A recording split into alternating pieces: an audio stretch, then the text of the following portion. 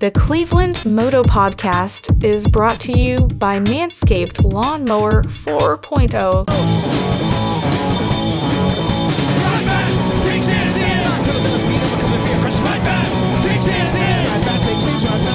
All right, welcome to ClevelandMoto podcast number 334. What? Light him up. Oh, smoking me got him. Yeah. I just broke my own board. You broke our bone? Yeah. Way to go. Yeah. Spilly McSpillerstein. Yeah. I'll be back. Yeah. On that note, though, how are these fucking new microphones? I love these new microphones. Oscar? I don't know. I think they sound really good. Yeah. And John? John? Hello. Yeah. Welcome to this evening's podcast. So this He evening's doesn't sound like a little girl anymore. Mine sounds John the or same. myself? Who are you talking about? It really brings Like out... anybody would know the difference. It really brings out the Y chromosome for you, John. Yeah. It's really good. They sound amazing. You guys sound so good. So I don't know what you guys are talking about. I did want to, and I wanted to get this out of the way early because it's fucking worth noting that this is our friend. This is, you made a mention in a podcast and you were like, we were talking about like what kind of crazy fucking level can we have? It was like, gee, if a genie would show up and grant us a wish, kind of thing. You got it. Yeah, and the listener mentioned that he wanted to get a next level because it was the Patreon was Patreon set only up goes up to a certain right. level, right? And so one of our listeners had said exactly that. You know what? I'd like to go platinum. Yeah. So He did. Anyway, so He went. I'm going to say he went plaid. he did go plaid. Yeah. So Chris L. Franklin, again, fucking dude, solid Chris Franklin. Legend. We'd like to say you are a goddamn legend, and you have officially bypassed Dan Hostwick as the world's greatest podcast listener. It could be. Yeah, it could be. Yeah. Fuck Dan Hostwick. Wait, everybody, let's get about we love you, Dan. Let's get a 10 or 15 second just juicy. Let's hear your voice, John. Hello. Is there anybody out there? Very nice.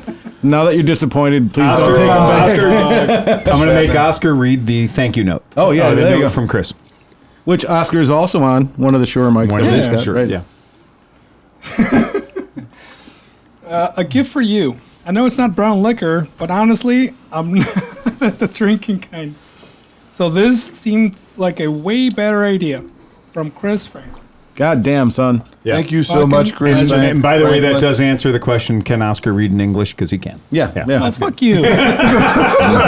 So I think we owe it to Chris Franklin to talk in cursive as much as possible. As possible. Well, you didn't notice, but on the backside it was in Spanish, so It fuck is- you. Oh, Really? Wow. there we go. Okay.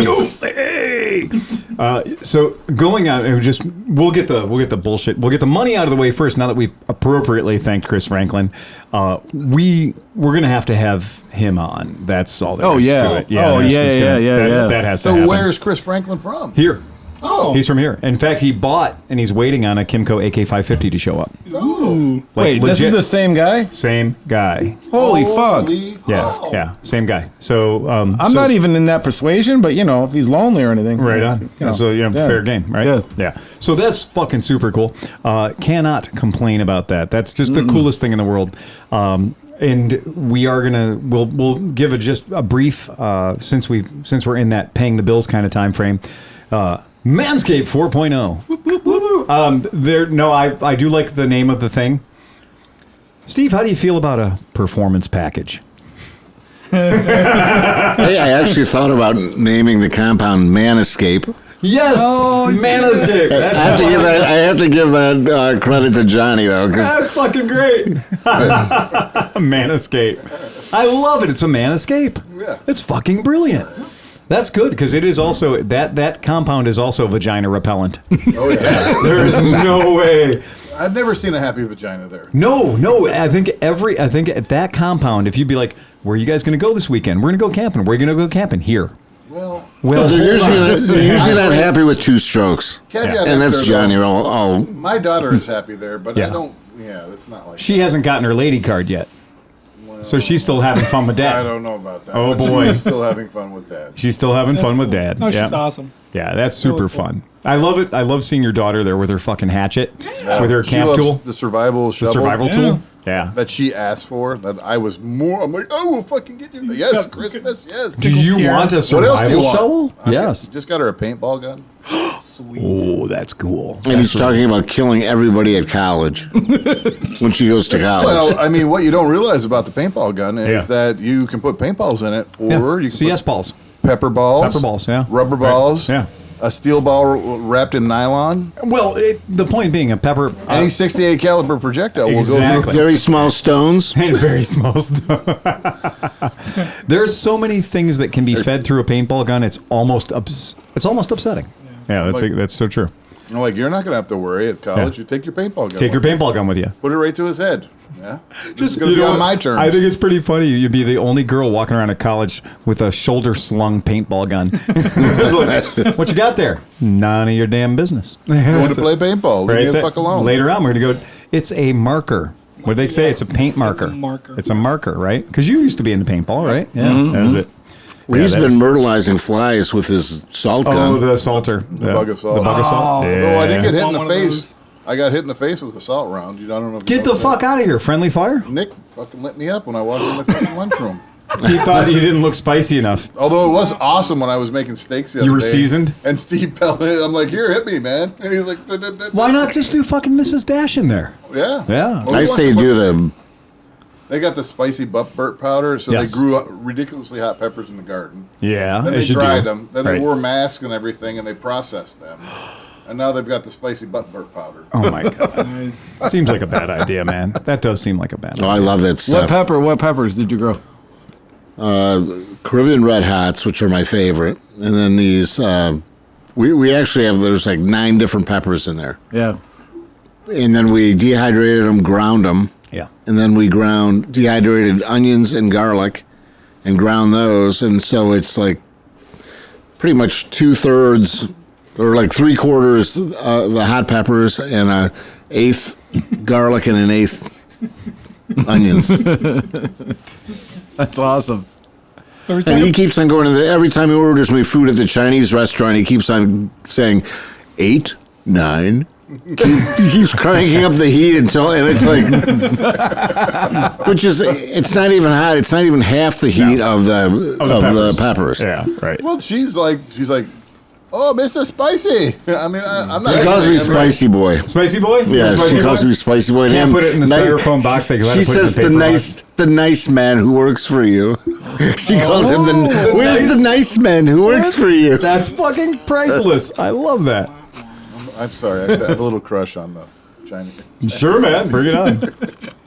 So a little side comment. So you were talking about the paintballs, and I was looking for stupid shit for rallies. Yeah. And I found a rubber band 5-shot Walter PPK No way. replica. Oh, that's fun. Again, that just looks so That's good. so cool. And it's got one of those wheels. You just keep cranking the wheels. No, keep it just rubber bands has on like another, so it does a segment at once. Every Really? time you pull it, it just gets another rubber Yeah. band on it. Oh, that's cool. You rack the slide. You get rack- it- yeah. Nice. Oh, that's fun. That's cool. We are children. Absolutely. If any of our podcast listeners out there would like to send us, That's exactly right. I mean, our wildest dreams are literally coming true right now. So yeah. I Yeah. mean, well, and to the people who listen to us with headphones on, you're probably thanking us right now because Oscar and John are sounding fucking really good.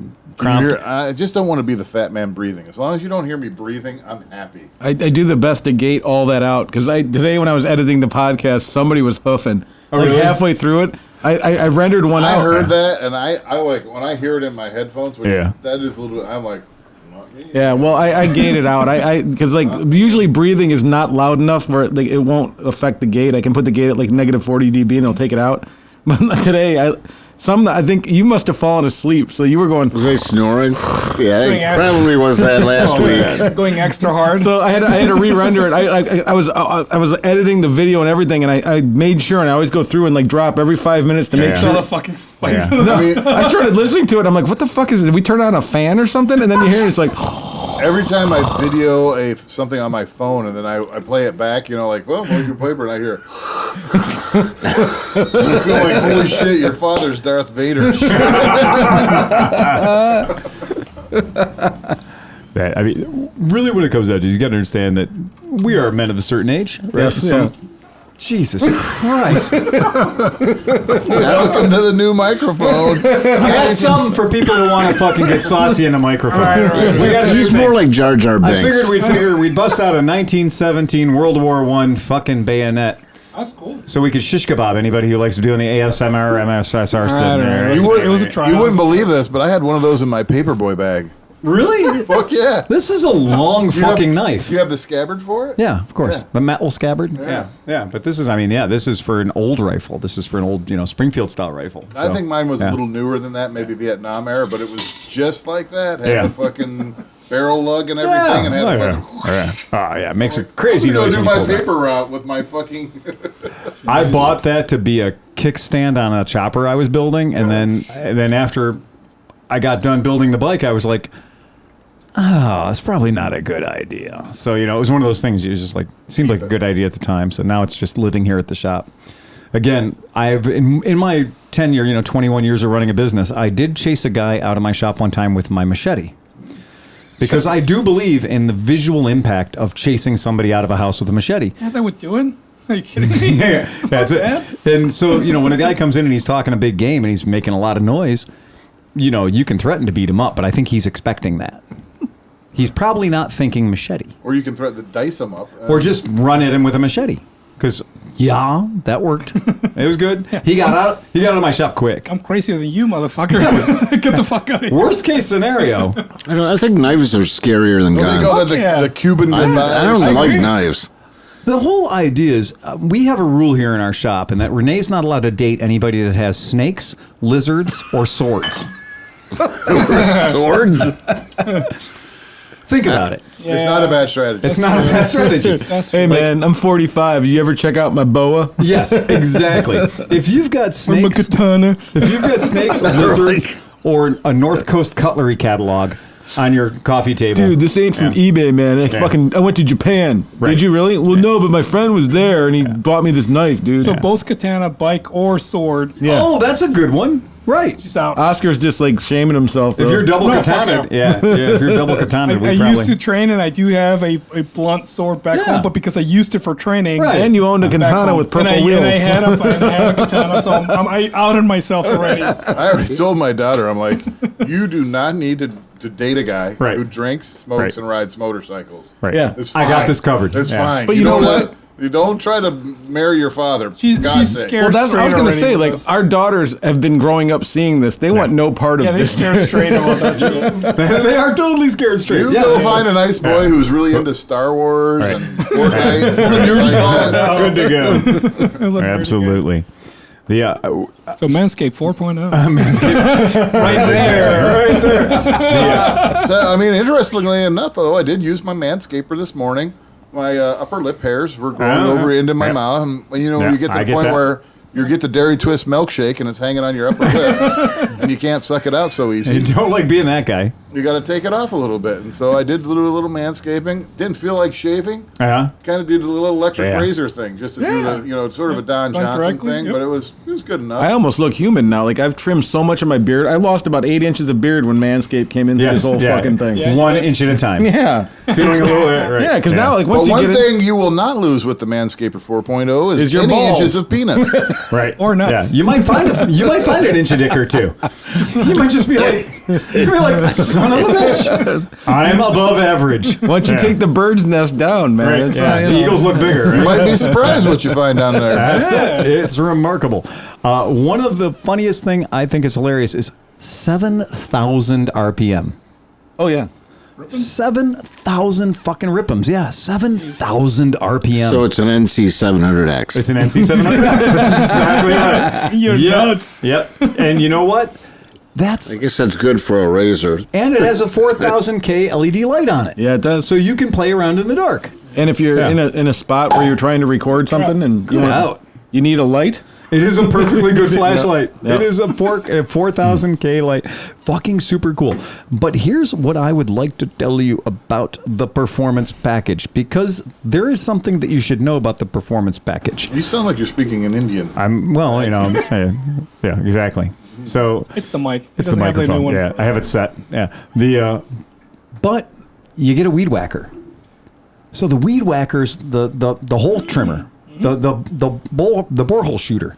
Like, that is legit. That thing is what you use to keep your mustache from being a nose stash. The reamer. The reamer, exactly. There you go. And it does your ear holes too. So yeah, the smelling spots and the hearing spots can be uncluttered. I've just the way been they using should my be. 4.0 to do the ear holes too, because I get a lot of ear hair right there. Oh yeah. Well, I did a little bit of zit, zit, zit, a little bit of zit, zit, zit, zit, zit, and then I did my eyebrow too, because I got this owl. Yeah. I got an owl brow. where this one just like goes like this, and I had to take it down. You should have seen Steve's now. face looking at you like he hates you now. That He's judging you hard, dude. That's it. He's not out of his probation yet. Look at him chewing his lower lip like, you motherfucker. I'm going to read the copy again just because of fun. I want to read the copy again because you know what you forget is that people spend a lot of time thinking about their copy. Like when people write copy for whatever the fuck it is, they're always like, we got to really hit it. So, copy goes past how many reviews, man. So a lot of people think about the copy. A lot of people take time and be like, fine tune the copy. Because you got to send a message. You got to send it in a pretty concise package, right? Right. Speaking of concise packages, I'll read this one. All right. Summer's coming. Are you ready to unveil your beach bod? You're in luck. Our friends at Manscaped just launched their 4th generation performance package, which includes the Lawnmower 4.0, which we know and love. You heard that right, the 4.0. Complement your summer bod with a trim from the leaders in male grooming. The sun is shining and calling your name, fellas. Join the 2 million men worldwide who trust Manscaped and get ready for hot guy summer by going to manscaped.com for 20% off and free shipping with the code ClevelandMoto. Now, nothing says hot guy summer like what we do. Right. We are the denizens of hot guy summer. I think just, if they really want to up their game, I say we'll all wear Speedos for a day at MidOhio if they really up their game. Yeah. That's, you know what? There are things in the world scarier than me in a Speedo. But it really does. I look like just an escaped science experiment. Well, because I am at both not fat and fat at the same time. Well, I'm fully fat. So. Yeah. I will not wear a Speedo. I can tell you that right now. We can do the bumper stuff. Well, hold on. But what I might wear is a sumo. A sumo suit. What is it, the loincloth? The diaper. Oh, I thought you were saying the uninflated Right. sumo suit. I might do the sumo thing. Yeah, you might do the diaper, the sumo wrap. If Steve would do it with me. On the same time. I'm going to be in New York. When you do that thing, if you do the performance package thing through Manscaped. Yes. I'm sorry. Yeah, go ahead. When Johnny Kromke and I were working in the shop together. Right. Yes. I was like, someday we ought to just come in. Yes. As 2 fucking sumo. You should. And just throw down. Service sumos. Yes. Service sumos. Your service sumos will be with you shortly. Welcome to Cleveland Moto. Service with a sumo. Fucking genius. That would be great with our JDM shit too, with all of our JDM cars and crap. And if you can knock one of the guys out of the circle, you get a 10% discount. Yes, you do. If you can knock one of our sumos out of the circle, you can get yourself a discount. No, that's never gonna fucking happen. And if you don't, you pay 10% more. That's true. You go over. Fuck yeah, you do. That's Yeah. a brilliant idea. So, sir, your bill is $345, but we have 2 options for you. Or number 1. I did want to just say that when you are, if you're a baller, if you're a baller and you order the performance package, if you order the performance package, keep in mind that you get the nose hair trimmer, the weed whacker, and you get a pair of underbritches, Which are amazing. which are amazing. So I will tell you, my shit has never felt slipperier. My cat tried to slid on my lap, and he couldn't. He slid right off. I got a cat who tries to lay on my lap when I'm on the couch, and he tried to lay on my lap, and he slid off. That's how slippery these fucking underwear are. How about this for motorcycling, right? Yeah. So I have my old 3-year-old bunchy ass fucking boxers, and you put my riding pants over. I was going for a long ride. Sometimes they bunch up and you get uncomfortable. Right. I noticed that and I'm not. I would have said this no matter what, but I noticed that they are tight enough and slick enough that it's almost like cycling shorts, and you don't bunch up when you're sitting on your bike. So it was actually really cool. Are slippery as fuck. Now here's the trick. I will warn you. Be prepared for when you unbuckle your belt if you're wearing those underwear. Because your pants fucking fall off. It looks like a NASA launch. It's like the booster rockets just left. You don't have a chance in shit of keeping your pants on if you've got Manscaped drawers. If you've got Manscaped pants, you are good to go. But they're doing they give you the ball deodorant. Right. Yeah, it's all Old Ball Spice, right? But they give you that. That's the crop preserver, ball deodorant. And then what's the cool thing is the crop reviver. Oh. So the crop reviver is like the legit, like that is all of... Is it a cream infused with some Viagra? I don't know. I'm going to tell you right now. I don't know. The cream is great. That's like bulimia. You shave it off and grow it back faster? And you do this. If you do... Right, exactly, right. Yeah. No, but the idea behind this thing is that it comes in a. What do you think it comes in a sack? Because it comes in a sack. Wait, what does it come in? It comes in a sack. It comes in a sack? It comes in a sack. It comes in a sack. It comes in a ball bag. It comes in a sack. So you get all that crap. if you do the performance package. Have they taken us up on the clamurator? No. What was it? The clam something? Clamscaper. The clam digger? The clamscaper. Clamscape. The clamscaper. Yeah, the clamscape. I think clamscape is a great idea. I don't know why we haven't done it yet. We are very close to MidOhio. Ooh.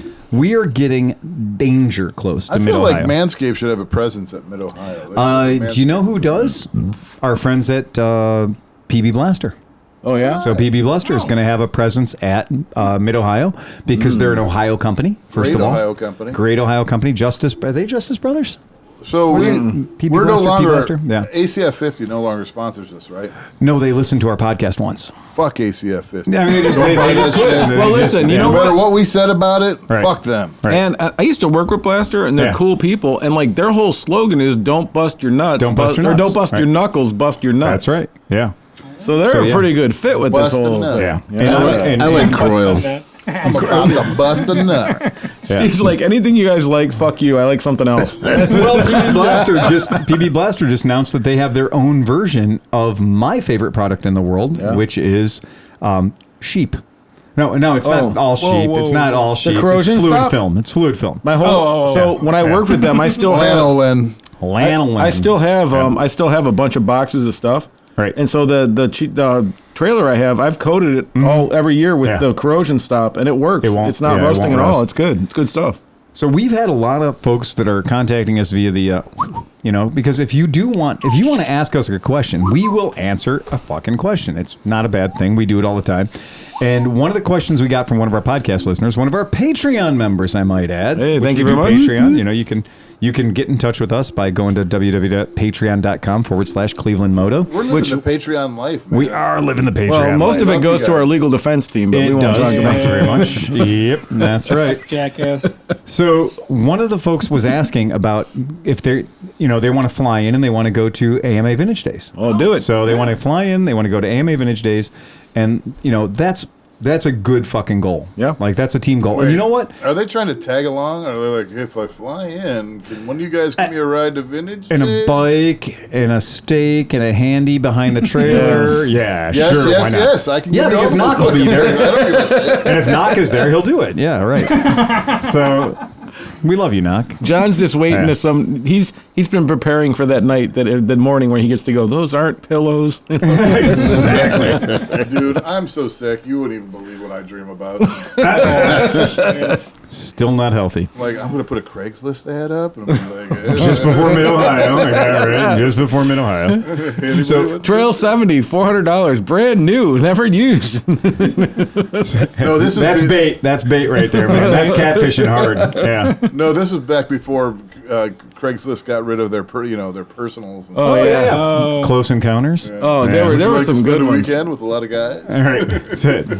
So you like men, do you? Do you like gladiator movies, Johnny? Free booze, free food. Come Yep. with me. Yeah. I'll give you an experience you've never had before. I'm looking for a MidOhio wife for the weekend. Are you a 3 that wants to be a 10 for a weekend? That's the numbers do that up. She said, "Kiss me where I stink." So I took her to MidOhio. So anyway, The rules of camping. So this is a thing that a lot of folks are worried about or talking about because the rules of camping are And not... you see a lot of questions on the MidOhio Facebook page. Yeah, and it is a big deal because keep in mind that AMA Vintage Days, the American Motorcyclists Association, does control a lot of the things that are happening at MidOhio Sports Car Course. But one of the things that they don't control, one of the things that they actually don't make money on, they don't profit on, it's not their jam, camping. Like AMA Vintage Days doesn't get any of your camping money, all right? Camping is something that's been controlled by the sports car course for a very, very long time. They have their own distribution of tickets. You're buying stuff not from them, okay? Here's the trick that I want people to pay attention to because it is real important and people are concerned. The camping spaces are 40 feet by 25 feet. That's pretty fucking big. Okay, that's a good sized camping place. Here's where it gets cool. I like this phrase, 3 camping units. A camping unit. You know, it's slightly longer than a cubit. So 3 camping units. Now, this is important. Tent or camper, if not self-contained, are allowed in each tent camping space. So if you bought a tent camping space, like our friend Nick, right? So Nick is going to be sleeping in his car or sleeping in a tent, what have you, right? You're allowed in a tent camping space, you are allowed 3 camping units. So you could have 3 tents. You could have a camper and 2 tents. You could have 3 campers. You could have any combination of that as long as it says 3 camping units. I just don't know the difference between a camper and a recreational vehicle and an RV. Right, exactly. And so the camping spaces that we're talking about. Okay. Well, and that's going to become a judgment call too, right? Because a trailer, but we all travel know, trailer. We all know. Yep. Sitting here at the stable. Oh yeah. That the every time the MidOhio camping specialist officer comes around and checks everything. Yep. Yeah, that never happened. That never happened. No, I haven't seen the MidOhio camping specialist vehicle. I haven't seen the MidOhio camping advisory team. In the campground, It's game on. It's game on. It's find your own mud hole to fall in. But the thing is that we don't want to game the system too hard because we want these guys to continue. We have not gamed the system too hard. Right. We already have. I paid $290. Yeah, I paid $205 and shit. Oscar split it with me. And my buddy Bruce has paid $290. Right. Yeah, Nick paid it. Dan Everybody's paid it. No, I get it. I'm just saying. So like, all I'm saying is that we like ponied the fuck up. I know. I'm just saying that like we're giving out this information, but we're not enticing people to and that's game why we're the reading system. it. Right? We're reading it right from their website. But we are encouraging people to utilize what you've already paid for. Right. Yeah. That's the thing. If 2 buddies are going, don't get 2 spaces. You don't right. need 3 spaces. Right. Maybe you and your 2 buddies can all live on one space. That's all I was trying to say. Right. That's all I was trying to say. That's exactly right. What have you done to earn your place in this crowded world today? So here's an interesting thing that I think is pretty boss. Utopia. Sorry. All camping units and personal vehicles within a designated camping space must be at least 5 feet apart. Now that's legit, okay? You know, that's fair enough. We don't want you backing over your buddy's nut in the fucking middle of the night. Okay, fair enough. So play by the rules there. Do your hands have to be 5 feet apart? Or? No. They'll let you, hold hands, whatever. All camping unit, whatever. Personal vehicles. Now this one's a little thing. It's personal vehicles. So these are vehicles that aren't being used as a thing to sleep in. Right. Now again, if you're sleeping in it, the rule says 3, right? 3 per spot, 3 per. Now, I'm bringing a trailer. Does that count as a thing, or is it part of my car? Okay. Are you bringing 2 trailers? No. You bringing a car and 2 trailers? I'm bringing a car, and I don't know. Car. Is it a camping trailer or a motorcycle trailer? Then it sounds motorcycle trailer. Right. Then it sounds to me like you've got 2 camping units and 1 trailer. Okay. Because you can't sleep in that trailer, can you? No. Yeah, then It's an not open. That trailer's not a camping unit. It's not a camping unit, is it? Okay, no, I think you're good to go. Can you camp in it? Right. No. I mean, you could probably lay underneath Not it a if you camping really unit. It's want. not a camping unit. I think you're good. Yeah, I think we clarified that. I think you're good to go. Savage. Yeah, if you're sleeping under the bus, Yeah. That's like Emma, Yeah. like Miss Emma, Yeah. sleeping under the bus, Yeah. the bus just became a tent. Okay. Yeah. It's one unit It's only. not a bus. It's just a big metal tent. Right. Yeah. Just one To the unit. person under it. Right. Mid-Ohio anecdote, the one kid who showed up the one year on a Sportster, Yeah. and he was an Iraqi vet, Mhm. Oh, bounced yeah. around, and Oh, yeah. we tried to protect this kid. He was Yeah. going, and then he tried to pick a fight with the English guys He for did. whatever reason, Yep. because he was like, America, fuck yeah! And we had these really cool English guys. You can't make a fight. They with were them. camping 2 spots away from us, and they were just sweet English people, not looking for trouble. And this guy legit tried to start a fight. And he wasn't a jerk. He just got drunk. Yeah. And we cared for both people. That's what kind of. We really liked the English people. Right. We kind of really liked this guy too. Yeah. Right. And I finally walked him back, and his camping abode, his camping unit, was a 8x8 PVC tarp. Yeah, he had a Harbor Freight tarp. He laid on the ground, fell on it, grabbed it, and rolled into it. He was good to go. He was a plastic burrito and was happy as hell. Yeah. Until he woke up at 9:30 the next morning, just he dehydrated. ghosted out. He was gone. He was gone. Woke up in the morning, looked down the laneway, and he was gone. He's gone. Yeah, but he had to survive for a weekend on one rabbit at Camp Lejeune, and so it didn't really matter anyway. He was ready for that test, man. Don't come up the laneway. Yeah. End of the laneway. End of the laneway. Stay off the property. This is an interesting thing. It says each tent camping space must display the appropriate pass at all times. I would like to remind our listener that we've never seen the enforcement team ever. So, be prepared for that. But if we bought it, just stick it in your window. You know what I mean? Like in your car, it's there and whatever. They don't even mail the shit to you. You got to print it out these days. I know. This is I have to hand draw it. I don't have a printer. Is this your ex? Yeah. Looks like your ex. Okay. A designated family camping. Now, this is one of the questions. Now, the reason, if it seems like I'm being pedantic about this, the reason I'm being pedantic about this is not one, not two. I don't know what fucking pedantic means. Look it up. Okay. Jesus Christ. 3 of our listeners asked questions about AMA Vintage Days. Yeah. It took me 9.5 seconds to find midohio.com info/fan guide. Okay. So, in the time you listened to this podcast, you could have looked that up 4,000 times. Right. Don't be pedantic. Right, exactly. A designated family camping area is located in the front section of the tent campground.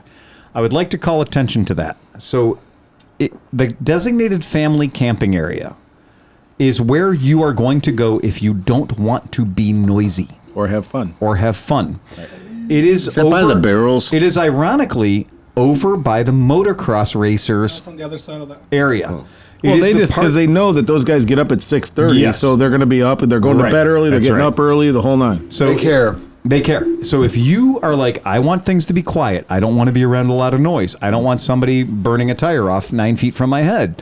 Then you're going to look for the motocross guys. Don't be where we are. Don't be where we are. In fact, if you're standing in our area and we're talking to you, you are not where you want to be. Right. Yeah. I mean, like the chances of an RM80 coming through your tent at 3 a.m. is very low in that area. In that area. In our area, that's a constant problem. Almost a threat. Yeah. Yeah. In fact, we kind of bunker down a little bit. At night, we bunker our shit down just to keep the drive-through to a minimum. Right. Yeah. We literally use the bikes to kind of quarantine our area. I bought an RV almost for that. Reason, like when I was looking at an RV, yes, I love going with my family and everything. Yeah. But I'm like, I need an RV for MidOhio. Yeah. Just to keep RM80s off my face. I don't. Absolutely. I stayed in MidOhio. I lived in a tent, and for a while we were able to get away with sleeping in the infield. Yep. But my departure from that was whenever they started busting our balls about you can't camp in the infield. Because I was a VJMC rep, Right. And we would camp right where Right we had your our tent. bikes, you Yeah. know. So we had the bikes, we had our display, Right. and we would camp there. Well, then they started busting our balls. Well, we couldn't leave, we couldn't do this, and then literally it got to the point where we were hiding in the back of an enclosed trailer because we didn't want the MidOhio people to find out we were camping. We in were the sleeping infield, in the infield, sleeping beside our bikes, Right. so they didn't get stolen. Yep. And I'm like, fuck this, Right. Yeah. fuck this. You don't need to do that. So here's the rule on Motorhome RV. So this is Motorhome RV for people that are spendy enough to rent a motorhome or an RV or some shit like that. Bring that crap down. That's kick-ass, no problem. But here's the important part to think about with this. Motorhome RV camping spaces are to be occupied by one self-contained camping unit and up to 2 portable units, tents. Tent camping without a self-contained unit in the space is not permitted. Violators will be asked to move. What that's saying is there are certain spaces around the the MidOhio property that are designated for campers. We're not talking about the bullpen shit show that is the campsite. Don't get that confused. The bullpen shit show that is the campsite is fucking Johnny Rotten, Roscoe rules, go bananas, nobody cares. We're talking about the nice spaces that are right around the perimeter of the actual fucking racetrack. They have power. I think those are mostly reservable. Exactly. You and won't mostly you if you're listening here, Right. won't be getting one. There's very little chance you're going to have one of those spots. If you get one of those spots, it will have water and power right there. You'll know because there'll be water and power. How many of us have ever been in one of those spots? Negatory, good buddy. Right. That ain't the way we roll. But that's the kind of spot we're talking about. When you're like, oh, well, is this a camper spot? Is this an RV spot? If you're in the fucking MidOhio pit of despair that is the campsite, you are not, none of this shit applies to you. So do not worry about, I've got an RV, though I'm allowed to have, Jesus Christ, I've got an RV, so I'm allowed to have 2 tents. No, dude, you're in the fucking campsite. Refer to the campsite rules further up. Don't make your shit more complicated than it already is. If whatever Oscars, you can fit in that 40 by 25 spot, game that's on. all fucking you. Game on. And if you get there early and there's 2, right, take both of them. Take both of them. Exactly.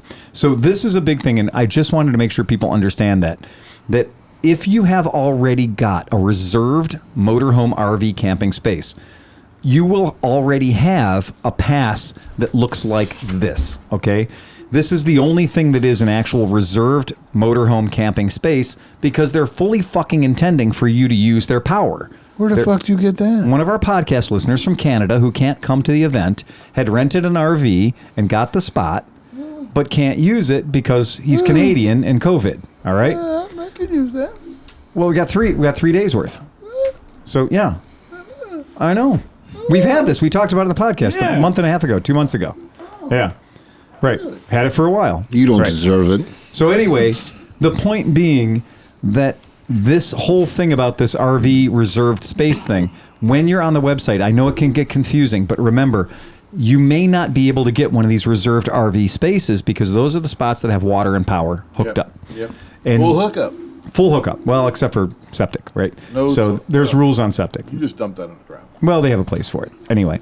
So anyway, if you are doing that, just keep in mind, that's a different scene. That's a different scene than camping. Yeah, so reserved RV spots are totally different than camping spots. That's why J-Town's such a shithole. Because he just dumps his crap on the ground. Sville is not named Sville for Steveville. It's because it's a suburb of J-Town. I'm glad you finally admit that you are a suburb. Even though he has a bigger complex, it's just not up to standard, you know. Yeah. Now, a couple of things that I did want to bring into attention, so because we had people asking, I did want to bring this up right here. No firearms are permitted on MidOhio property. MidOhio is not. Those guns are authorized. No, look. What? Fire on his arms. No fire on your arms. Oh, shit. MidOhio is not CCW compliant. That is the one thing that's sticky. Yeah, don't bring your fucking gun, man, because you're going to get drunk and want to wave it around. So and that's one leave of your the gun at reasons home. why I ultimately never have gotten a CCW, even though I've taken the class and could have got took the class with us 10 times over. Yeah, exactly. Is because most of the time when I would want to have a gun is also when I'm camping and drinking. Right. And I shouldn't have have a gun. So it's weapons under disability, and you'd get in a lot of trouble if you had a gun and you were It's drunk. the worst time. Yeah. It is the worst time. Yeah. So just don't do that. Also, like the vigilante justice that would happen to somebody stealing something at MidOhio, I've seen it happen a couple times. It happens quick, and you won't lose your shit. Right. And that is, I'm not saying don't be dumb, but at the same time, 94% of the people there are going to be pretty cool. Yeah, everybody's really cool, and we have always been good about having our tools open and working on our stuff. And I've never heard a tale or two of a bike gone missing, but it's very rare. Yep. And boy, if you're the motherfucker who's trying to walk off with somebody's bike, you are walking a very fine gonna be ugly. Like if you're stealing, we don't need guns to fuck you up the way that you get fucked up at MidOhio. Like, and the thing is most of those guys understand that if they catch somebody stealing something, nobody's calling the cops. No, that ain't happening, man. No, that's a very. It's you know what? I think there'd be people slowing the cops down. Yeah, I think they'd be like, he went that way. Yeah. I think the cops would be like, you stole a bike at MidOhio? Well, you're on your own, brother. We're not coming to protect you. No way. No. And that is that's a big deal at MidOhio is everybody wants to be able to feel safe there. And that's one of the things I like to stress is that's one of the places in the world where I feel fucking safe from the second I walk in. Mm-hmm. And one of the crazy things that I saw was that they said there are absolutely no underage motor vehicle riding. Oh, really? That's in the rules. Yeah, none whatsoever. Yeah, it's in the rules. There's absolutely no underage motor vehicle riding. Nothing. None. It's not there. It doesn't exist. It's not in. It's right there in the rules. It says specifically there will be no underage motor vehicle riding at AMA Vintage Days. That's not going to happen. And I'm going to let you know that I have checked, historically speaking, and that has been on the books for a long, long time.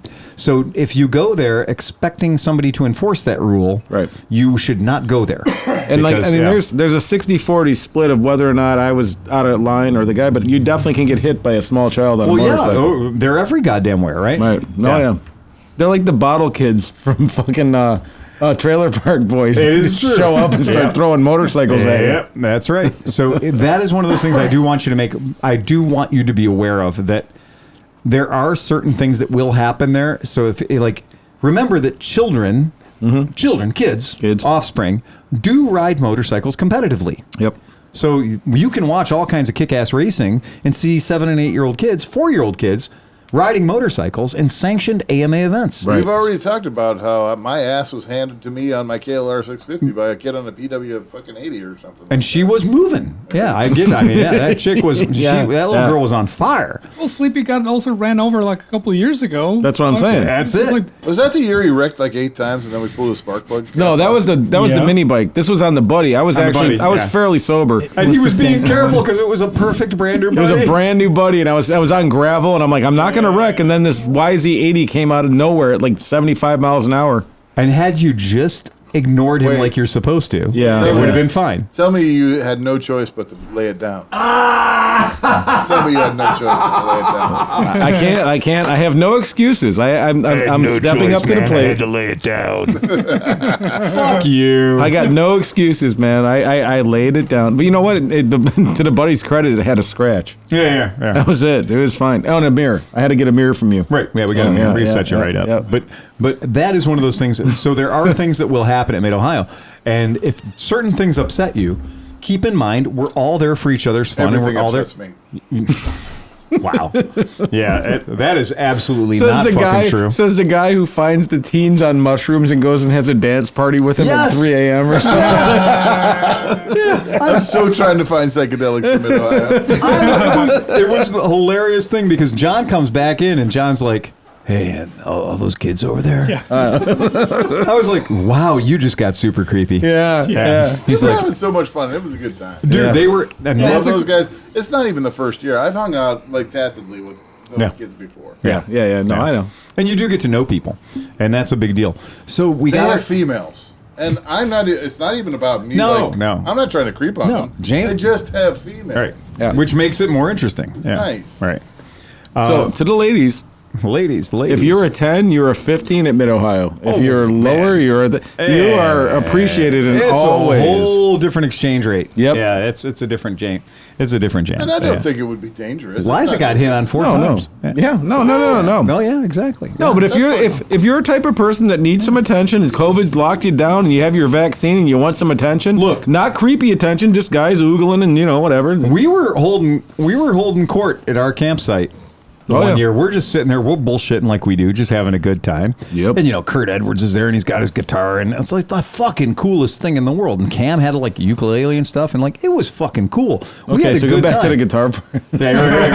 No, we were having a good time. I got to tell you, it was one of those moments where I looked around my camp, and I was like, we are just the coolest people in the fucking world. Well, Kurt's a cool guy, though. Well, and... No doubt. Yeah. Shout out to Kurt. Fuck yeah. Everybody give it up for Kurt. Kurt Edwards. He's the man. Yeah. God damn it. He's a fucking goddamn legend. He's a legend, a fucking proper legend. He's a proper legend. At least 50% of our podcast listeners know who Kurt is. Yep. And I would say so. He's one of those guys, too. He's a Nexus kind of guy. He's a Nexus and his dude. wife. I don't know his wife's name, but she's always with him, though, and she's super cool, too. Well, here's the thing. Their motorcycle collection is inspired by their love for each other and bikes.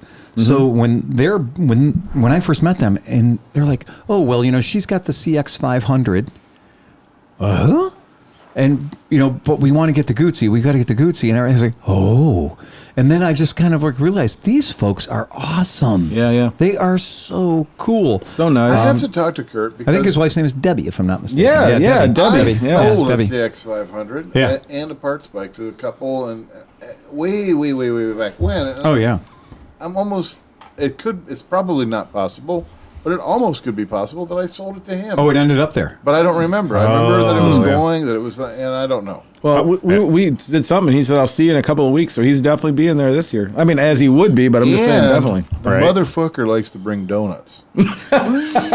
Okay, so look, the dude coffeed and donuted me. Yeah. And again, John knows there's one great way to be on my good side ever is when I wake up in the morning to hand me something like a cocktail. Yeah. And Kurt shows up with a rack of donuts. Yeah. Like not the economy box, the party pack. Yeah. And I was just like, where the fuck did you come from? Yeah. Because he's not a big drinker. He's not the guy that stays up till 5 in the morning and, makes fun of people. Like, he's a fairly responsible adult. But when there were donuts present, coffee and donuts present in my world at MidOhio. I didn't know that could happen. Yep. Because you kind of give up certain things when you live the way we do. Yeah. I don't know. So, yeah, that's a pretty fucking cool thing. But, yeah, Kurt's taken care of us in the past. Honestly, Kurt's just a fucking goddamn legend. Lovely human. For real. There is absolutely no doubt that the guy is awesome. Plus, sings, plays guitar, and motorcycles.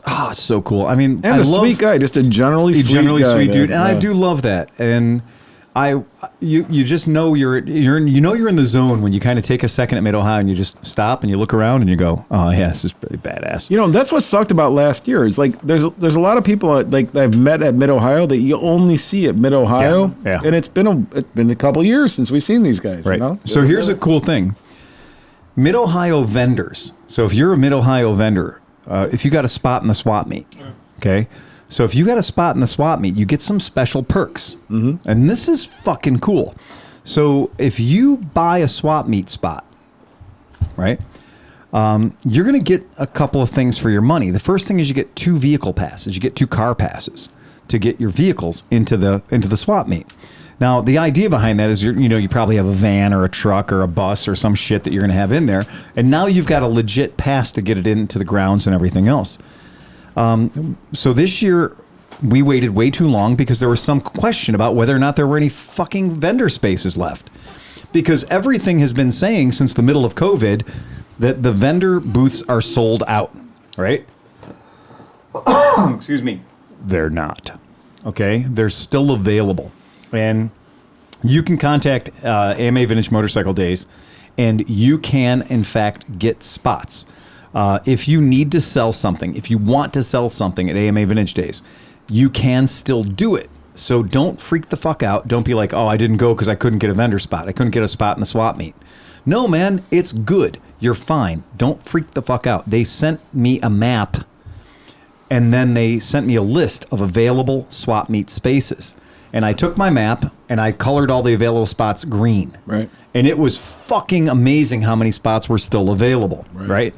So if you do want to get a swap meet spot, you got to act fast. Like as soon as this podcast drops and you hear this, if you want to get a spot in the swap meet, you got to get in touch with Daniel Klepper. He's the collections manager, right? He's the guy who gets the money. So he's at AMA Motorcycle Hall of Fame. You're going to get in touch with him. That number is 614-856-1900. Ask for Daniel. And if you need to get a spot in the swap meet, you can still fucking do it. And there's plenty of spots to get. I'll try to get this out this weekend because we dropped last week's today. Yeah. But I will make an effort to get this out this weekend so the information that would be helpful. So, That's great. Yeah. So this is a big deal because if you have motorcycles that you need to make go away, this is a really good place to do it. Oh, yeah. And in fact, the spot that we're getting, John and I have been up on this hillside before. We love this spot. We're up by the back fence. Sorry, I had to go bathroom while we talked about the spot. I was walking away. I'm like, oh, we're going to talk about the MidOhio spot. Well, yeah. So the MidOhio spot for us, for years, we got the same spot. Mm-hmm. We were up along the fence that is the overflow parking. Yeah. And it's a really great spot because we're kind of where we were. If it does rain, if it does get swamped out, we're on high ground. High ground's always valuable. Yeah. And man, we could see people just going through hell in lower spots. Mm-hmm. And the one year I made the mistake of not reserving my spot a year in advance. Mm-hmm. And I got boned the next year. I made John work the spot. Thanks. That's fucking awesome. Here, let's just give you all the bullshit that we can handle. Load it all up. Yeah. Take it all down there. Yeah, it's not. I'd like premium prices for these things. Yes, exactly. Yeah. I'm like, John was officially in charge of MidOhio that year. My best MidOhio And the spot was literally down right next to where they do the display, like they do stunt show and shit wait, like I'm that. not finished. Okay. Oh shit! Oh, throw it down. Yeah. the two guys that you send, Yeah. then the mechanics come down and they're like, I'm like, why don't you try to get that fucking running? Why don't Right. you try to get that fucking running? Why don't you try to sell some of this shit? Right. Well, we want to walk around. I mean, well, Phil paid you to come down Yeah, here. they were paid. They were getting paid money. Come down here and fucking work the booth and everything. Fuck the freaking booth. I've been here. I've been Yeah. trying to fucking sell shit. Fucking work a booth. Fucking. And then, okay, we're leaving. I'm like, leaving? You got a bike to take back with you. Yeah. Well, we're leaving. I'm like, what? Do you remember? I only had enough room for what is here, not Right. the shit that you also brought. I'm Right. like, fuck you guys. Do you remember the one year you sold a bike to some lady and her kid for like she was like, I'll take it for like 300. You're like, okay, fine. Yeah. And then she came back. She's like, it doesn't run. You Right. need to make it run for Right. that. And you were like, what? This is MidOhio, dude. I said to her, this is MidOhio. This Yeah. is the Wild Wild West.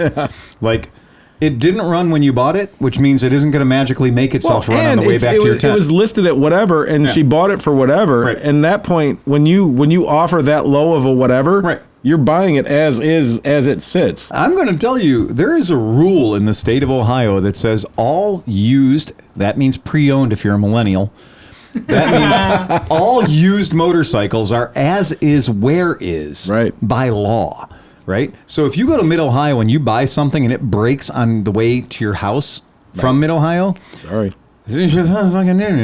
maybe you should have spent more than $300 on a motorcycle, Right. Right?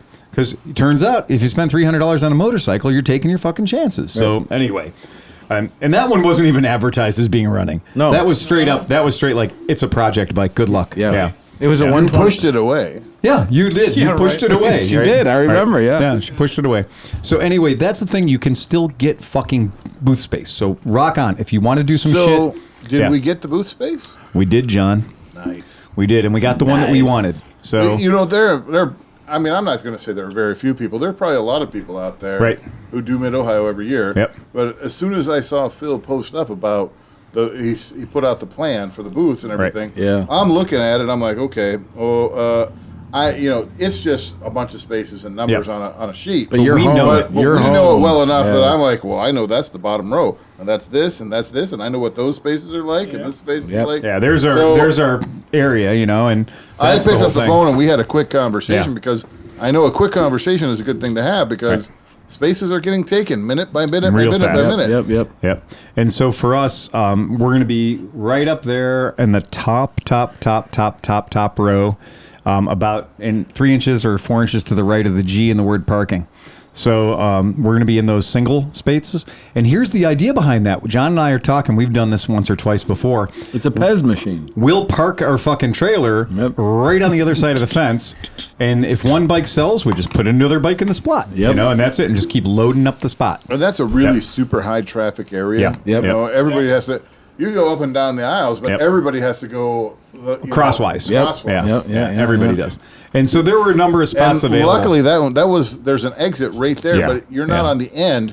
You're not getting run Oh over yeah, by everybody. That's You're a one warning. in. Yeah, if you're next to it, if you're next to an aisle or next to an exit or next to a row, be careful because motherfuckers are going to start cutting across your lawn. Oh yeah. And that's a thing at MidOhio. So Get anyway, off my lawn. lawn, man. So yeah, that's for real. So that's badass. I'm so happy we got a spot, and it's also a spot that works for us because where are we going to be spending most of our time? A campsite, Right.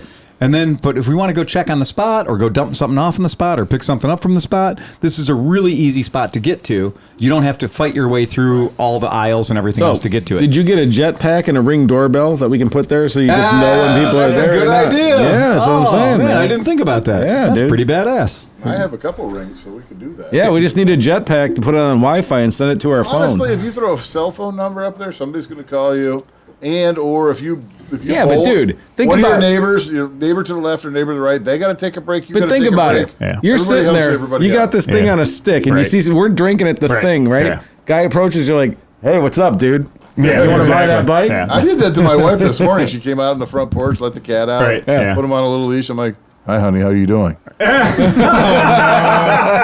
I'm good. I'm like, You're creeping on your own house. I wish I could be there with you right now. Yeah, there you go. That's it.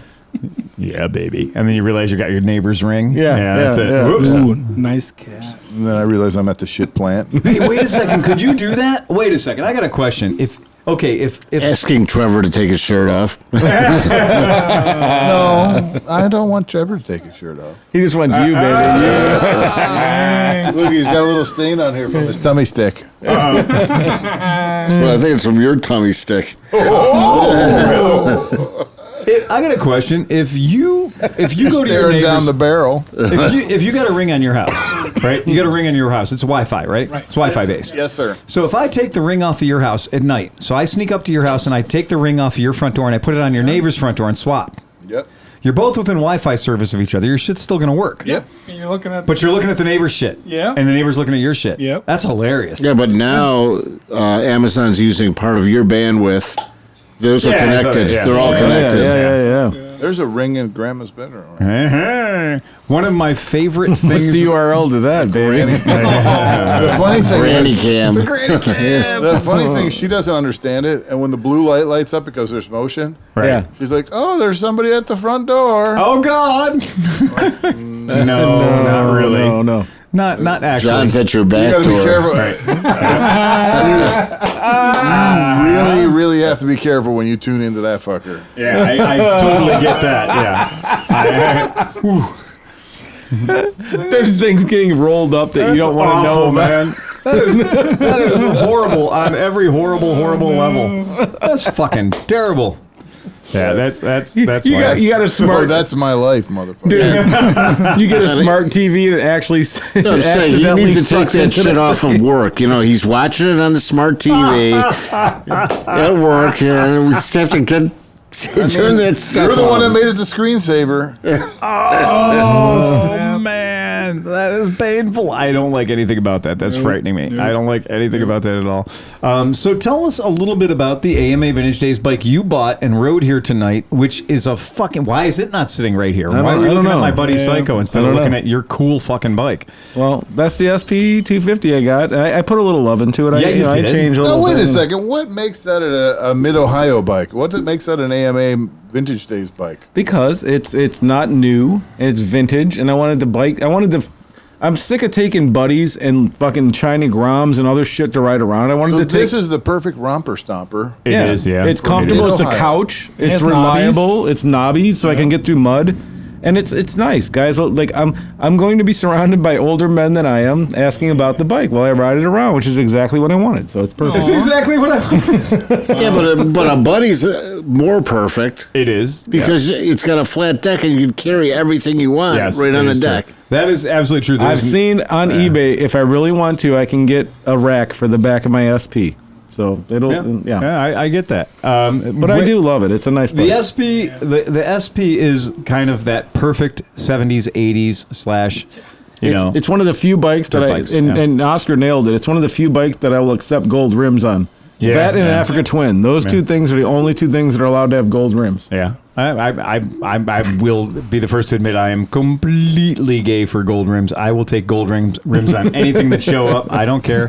I got gold rims on my fucking Nissan Rasheen. So You do. I took my Nissan Rasheen and was like, you know what I need? Gold BBS, Gold, baby. yeah. And I was like, I don't care. I know it's cheesy as fuck. I don't care. But Yeah, I this drive is- cheesy shit. This is probably the first bike I've bought from somebody that they didn't lie to me. Yeah, They said that's a the good dude, point. the Yeah. dude, like the guy got it from his dad, who was like he loved it and kept Yeah. it. Every bolt that I've taken off this fucking 35-year-old bike just came out. Like there was no fighting it, there was no anything. It just fucking came out. The man. problem with that, though, is at MidOhio, everybody that sees that bike, so every human being at MidOhio is going to see your bike and go, hey, Dale, I bet you I can get that for $1,000. Yeah, right. It ain't happening. And you're gonna have a line of fucking Dale behind you. You're gonna have all these Yeah. people. Like the one year that we were looking after Cub EZs, we were kind of like, you know what I'd like to leave here with? Easy. A Cub EZ. Yeah. I'd like to leave here with a Cub EZ. Why? Because it's the only one weekend a year where I think they're cool. Right. Right? And dude literally had a sign on his Cub EZ. Yes. It's not for sale. Don't ask. Please leave me the fuck alone. Yes. Yeah, I was gonna say you have to put the paper plate on your bike and Yeah. say "fuck off," not for sale. NFS. Just NFS. NFS. What do you think about that, Steve? No fucking chance. Anything's for sale. Yeah, right. For the right price. Yeah. I mean, if somebody wants to come up and offer some stupid amount of money, I mean, you know. I don't understand why the Chinese, who've copied everything in the world that ever had a Honda lay-down motor, have not yet copied the Cub EZ. No shit. Because the Cub EZ is itching to be cloned. Yeah. I was willing to drive to Michigan. Yeah. For the $500, what started life as a ATC 185. Okay. But then was docked and turned into a Cub EZ one. A poor man's fat cat. Oh shit. Yeah. Okay. Yeah. All right. Yeah. So it was a 185 with one wheel in the back. With one wheel in the back. Yeah. But I still think like now we have in our midst the guy we work with brought in his Fat Cat. So it's not the Cub EZ. Right. He brought in the Fat Cat 200. Yeah. No, but like you know what? We've seen that one in MidOhio. Oh, 1,000 times. Yeah. But here's the thing. I want to know what fucking did he watch Buck Rogers and they all fucking got stoned and then they came into a Honda and they came in and they were I like, don't care. Look, I know everything about this fucking I thing. love it. I think it's And amazing. I love it. But how do they get that through production? Like I want to know what the concept and what the presentation was. Somebody was looking at a Suzuki wet bike and went, if we put tires on that, we'll be in business. And do you guys know what a Suzuki wet bike is? Yeah. Because a Suzuki wet bike is that thing that like only James Bond could ride for a week and a half. Right. Until my buddy Scott Highland has a fucking legit Suzuki wet bike that he rides, like he uses it. And the Suzuki wet bike is not fucking around. Like this is not a wave runner. No. Your grandma can't ride a fucking Suzuki wet bike. You got to have your shit together, man. There's no like sitting and chilling. Yeah, there's no chilling. There's no It doesn't float. No. Yeah. It's when it's floating. It's half sunk. Yeah. When it's floating, half of it's actually sinking. So, but the wet bike is one of those things. But yeah, the Cub EZ90. And by the way, the picture that I put up there right now. That's the scariest picture I've seen in a while. Yeah, no shit. Because jumping, like literally putting air underneath the Suzuki wet bike, well done you. And the dude looks like a sizable guy. He's not like a fucking twig. Yeah, but this picture is clearly from the 80s, and the cocaine was very strong then. Berries. Yeah. None of the horses had left the stable yet, right? Yeah, you can just tell by the PFD that picture was taken a long time ago. Oh, look at this. No, this guy's actually on the beach. That bike's parked. He also has that giant telelever suspension on the front end. He just stole off a BMW as well. Right. Yeah. So that's just one of those things that, not joking around, the Honda Cub EZ90, that's for real one of those things that clone it. Somebody fucking listen to the sound of my voice and the passion in my voice and tell you, if you clone a Cub EZ90 and you do it right, or just sell the body kit to slap over one of the cheap Chinese ground. Look at, dude, you can do it in black. Oh yeah. Right? Yeah. That's exactly Supermoto version. Yeah, Supermoto. Check it out. It's got all the fucking sticky tires on it, all that good shit. So what year did it come out? I don't know. But like it couldn't have been. 80s. Well, I was gonna say because I know that I could buy one in 1994, brand new. Right, but the Honda CBR in '87 looked like that. Like my '87 Honda CBR almost had the same color scheme. Yeah. But wait a second. Yes. What was the Yamaha? The little Yamaha bike? Chappie? No. Yamaha had their... I can't remember. I worked on one here at the shop. I was very excited about it. I liked it. It was not the easy. It was like Yamaha's version of the EZ90. Oh, it's so... Okay, let's just go on. More EZ90 stuff. I'll think of it later. Okay. One of the things that we were talking about, the Honda EZ90. The snow version? I didn't know they made a snow version. What? And there's no way in the world that a Cub EZ90 has enough horsepower to move through the goddamn snow, man. Yeah, that's pretty Because, fucking... I mean, I'm going to tell you. Phil, if I said Yamaha that absolutely has to have an airbox to run right. Yes. It's the little Yamaha. Riva 180? Yeah, so it's not a Riva 180, but the smaller, like an 80. Yeah, some kind of a little... Yamaha made their little 80, it was kind of like a dirt bikey thing. It was a lot like but they ran great. I like once you got it running right, it was like, this thing will do 45 miles an hour. Cool. Wow. It wasn't a Chappie. It's not a PW, it's a... All right, we'll figure it out. But I would not call attention to this picture. Take a look at this picture. Because not only is this not one, but two Easy 90 Cub Snows. But is Do you that a see what's in the factory background? thing or is that Do you see what's in the background? parts? A fucking Moto Compo. Oh yeah. Oh shit, you're right. There's a fucking Moto Compo in here. Where the fuck do you find a Moto Compo? So I'm 3 feet from Oscar. But in the background of this image, not only is there one, but two Easy 90 But that's Cub a kit, Snows. right? That didn't come from Honda. It's got to be a kit. Yes, there's no way that it came from Honda, but when I look at it, what I'm seeing is this some kind of a giant. This all looks like Honda made it. None of Yeah, this it shit really looks does. cobbled together. It all looks factory. And it all and looks factory. it's obviously not like completely cheap because it's like 40 years old and the plastic's not broken. Exactly. Right. I completely agree with everything you're saying. I think in the background of one of the pictures you can see the parts that came off of I was it. gonna say the tires and stuff. Right. There's Dude, the they OEM even tires, had so you can convert the it back. hand thing so your hands don't get cold in I the know, snow, man. Look at the toolkits This is and what everything. I'm telling you. No. That's how you know it's real. That's how you know it's real. Shit. Done. Oh my god, I had Done. no idea that this existed. Done. That's it. I got an owner's manual in Japanese. Oh, and you know that just made Phil get a little. There's a tent going on over here a that's little it. bit. I'm gonna look at this His picture. penis is smiling right now. If anybody needs me, I'll be in my bunk. Yeah, that's for real. That's a moment right there. Small cars are on hold. Look at the fucking owner's Easy Cub manual. Snow is not. Owner's manual. I need to go to Japan right now so I can buy one of these and find one of these. And so they did. They took the back tire off and put a fucking track back there. Yeah, man. Holy shit. Easy Cub And I wonder Snow. when you bought that if you got the wheels too. I think you did. You know what I mean? Like in case you wanted to. Look at that. You know that belt is made of 100% unobtainium. Oh yeah. There's no way you Yeah. can get that belt. There you go. There's the part number. Wow. So yeah. So anyway, that thing exists. Now that my life. Oh, those are extra parts. To Yes, fucking. these are all extra wow. parts. Now that this exists, and I know it exists, now I have a whole new quest. Right. This is the worst thing that could have happened to me. The fucking service manual. Look, this is a bad thing for me to know about. Yeah. If you only knew someone that buys If I stuff from only Japan, knew somebody who I know. imported shit from Japan right man. now, I If you will only trade knew you. someone. I will trade you one Japanese hearse for two Honda Easy 90 Cub Snows. If you're out in podcast land, I will trade you a Japanese hearse because clearly So how much does that hearse weigh with the roof? a lot, a lot. It weighs like a whole extra Toyota Crown. Yeah. You don't corner that thing. You suggest it. yeah. You don't. The hearse is a monster.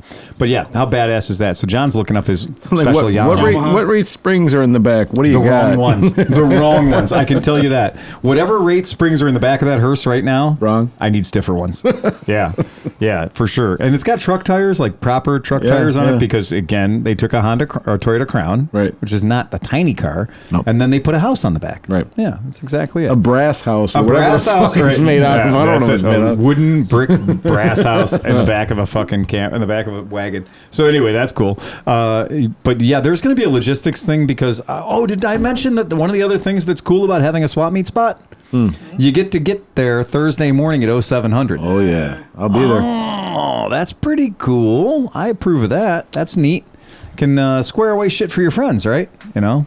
Can I get a permission slip to be on site, so to speak? I'll be at that Mexican place on Wednesday night.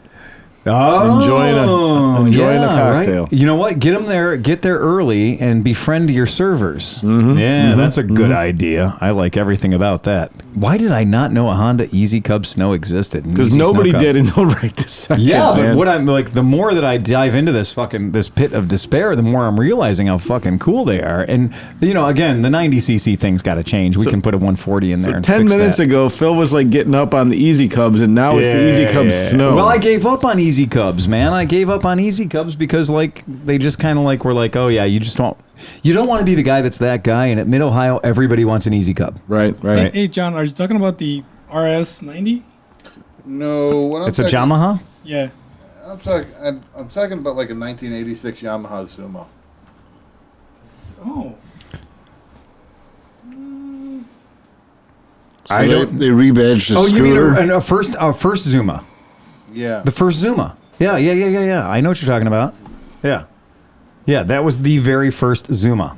Yeah. There was a red and white one that came through, and it was like, it didn't run right or anything like that. Played around. Finally, just realized you really just have to clean the carburetor really good. Make sure that the carburetor is on there and clamped on really Flush good. everything. Make sure that the whole airbox is on there and put Right. together properly and everything. And then once I did, thing lit up and it ran great for a 50cc bike. Right. It was like, Yeah. "Meh," and it had like little, like, it was like trail wings. Right. Like you'd find on a CT70 or something like that.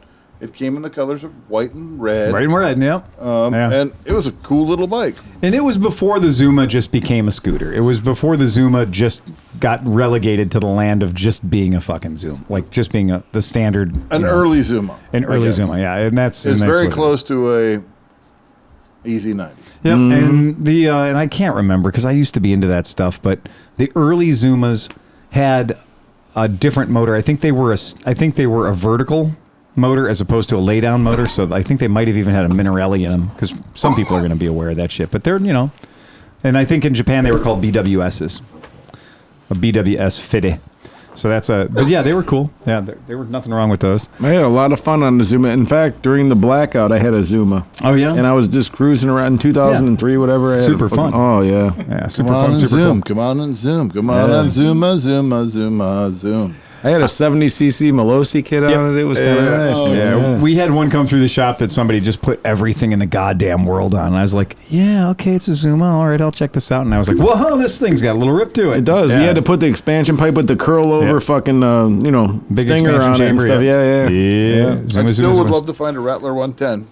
Yeah, that's always Yeah. a fun bike to, we're going to get one of those cheap someday. One of those is going to come home. The 50s are there because The I Black didn't. Cat, the little Black Black Cat was always one of my favorites. But Yep. you know what kind of bummed me out is like, why didn't Genuine stick with that? Because I like the dual little headlight looking, Rattler looking style, but they didn't do it for There's the red and white Zuma for anybody who wants the Zuma. Yeah. 88, baby. 88. 1988, 1989. Kind of a high water year for cocaine consumption in Japan. I'm going to say the Bolivian marching powder was in full effect for our friends over in Japan in the 80s. Because when you think about everything that came out of Japan in like 88, 89, and 90, some of their best fucking work. It's a hell of a drug, man. Well, think about the first CBR 600 in 87. Yeah. They're like, all right, you know what you need to do? What? Take a sport bike? Yeah. It's air cooled. Yeah. Right. Or was it water? I don't forget. But anyways, they're like, let's encapsulate the whole thing in plastic. Just wrap it in The plastic whole thing. front to back. Yeah. Fucking Fully perfect. encapsulated. Absolutely. Why not? To change the oil takes you 72 hours because it takes so much shit off the bike. Just remember, I mean, okay. One weird thing about that bike is Yeah. so if you look at the steelies on it, the steel wheels on it, big honking steelies. where the steel spokes met with the rim part of it, they had stress fractured. Oh, really? And so it was causing air leaks in the tubeless tires. Oh, in the tubes. Oh, So I actually interesting. ground it and welded those back You up. did? Wow, you're a fucking hero. It fucked the paint up a little bit, but it held air. Yeah. And Yeah. The Zumas, the early Zumas were called BWSs. And so those BWS, man. Isn't that like a Big wheeled scooter, dude. BWS. I get that, but isn't that also no BW? What is BW3? Oh, the thing, if you're on Craigslist and you're looking for love, it's like BW. BBW. Oh, you want a BBC. I know you. You're looking for BBC. Yeah, exactly. Right. Yeah. He's not talking about British sitcoms. No. No, quite the contrary, my friend. Yeah. That's right. So but those Zumas. A big, beautiful woman as well. Yes, that's what I was saying. BBW, yeah. That's that. And on this one is just a beautiful one. Yeah, BWS. But so that's like from the family from where you got the big wheels. That's what we got our big wheels. Yep. So we got our big took a wheels. long This was a time. big wheeled scooter. Well, that's why Zumas were so popular as pit bikes because you could take them on camping, you could take them to the pit strip. Very all that cool. stuff. Yeah, That very little cool. thing, though, running right, will kind of scream. I mean, Oh, it's yeah. like, Yeah, there's a lot. It's a 50+ mile an hour scooter. And then Yeah. we go, and then we go, How'd that go again? Yeah, And again, the clarity of his sound effects because it's coming Became through our better. new Yeah, Nike is it fucking did get amazing. better. Yeah, it's fucking great. Today's been my day of 50. I so- like this guy who got us the mic so much better than Dan Hostelwicks. It's just not even crazy. Yeah. Funny. Yeah, it's Dan's not Chris even L. cool Franklin. anymore. Yeah. Fuck you, Dan. He had Dan Yeah. Camp. We didn't go. Yeah, he had We Dan didn't- Camp. I didn't go because I didn't want to go. He's gonna do another one. Legit He's doing another one in the fall, and I said we would make an effort to be there, and I want to go. I want to go to Absolutely. that one Yep. definitely. But Dan, fuck you, we'd Dan. like- I'd like a He didn't play-by- buy us a mic. I certainly would like a play-by-play from Dan Camp and see what that was like. Oh See yeah, what we missed. we should give him a call. Go ahead, exactly right? Call Dan. Call Oh, Dan. yeah, would be nice to get our faces rubbed in that. It Yeah, would- right, it was right. What you missed. Right, you It was guys so fucking missed cool. the coolest ride ever. It's the best thing ever. Fucking hell. Well, I did see Make me feel pictures. really bad I did about see it. pictures on Instagram, and it looked like a beautiful spot. Yeah, it did. They were hanging Yeah, it out, looked like they had fishing, a doing good stuff. thing going on, and Yeah. I approve of that. Have we That's gotten any badass. hate mail? I was yet? gonna say, do we have any negative feedback? Yeah. Let Love that me shit. entertain my you. negative Yeah, feedback. that's that. Yeah, that. What I find, Specifically, anything about Grumpy Sewer Guy. Oh, yeah. Oh, I think all the comments and emails that we got mostly talk about the Grumpy Sewer Guy. you know, there Fucking is a love him. lot. Yeah, and They that's do. it is the craziest thing that I don't know why he's become a magnet for the attention. But it is Because for he real. hates it. That's why. He's an enigma wrapped in a riddle. In a riddle. Look at his fucking face. He hates it. You can tell. Bring it on, please. Clearly, he's not. And that's a cliche. Clearly, he's not having. He's not having this. I like the fact that Hoff has a fucking trim beard, but he doesn't use man groomer. He's like, he just tells the beard to trim itself, and it Okay, just so does what it he does is he shaves everything down once. with a fucking Once a year. So he's a Chuck Norris. with of a the- razor. He uses like a fucking machete. He has to like hold him out and just machete his fucking I'm beard glad your off. beard's coming back, Steve, because it was a little creepy when you just had the stash. I use the kitchen gun. Yes. Kitchen gun. Kitchen gun. That's fucking awesome. That's a video. Look it up. I'm sure it is. The what I'm kind of curious about is we've got some new Patreons, which is shocking to me. That why would we have a new Patreon at this point? You You'd think crazy that- ass motherfucker. Yeah, right. Thank and you. people that are legit, like, well, guess what? Here's to you, Patreon listener. Yes, exactly. And that is we oftentimes forget that we have Patreon listeners out there. And one of the Patreon questions was like, "Hey, you guys think that for the $10 a month I'm sending you, that you'd send me an email to let me know when the new podcasts have dropped?" Well, we try every fucking Wednesday or Thursday. Well, here's what I'm going to let you know. Don't make it so I have to send you an email every time we drop a new podcast. No, there's a subscribe button. Get the fuck out of here. Really? No, there's a subscribe button. So don't, if you are a yeah, I mean, person we're that- on YouTube. We're on the fucking Exactly. RSS and everything. If you weren't aware that there BBS? is, in fact, yes, if you weren't aware that there is, in fact, a goddamn subscribe button, you can subscribe, and then you'll be alerted when we post up new shit. That's pretty badass, right? Yep. So I one of our Patreons was like, "Hey, man, for the money I'm giving you, you could fucking give me a little, give me a little notice when you pop something up there." Yeah, I just want to try something. Right, really quick go ahead. with my new microphone.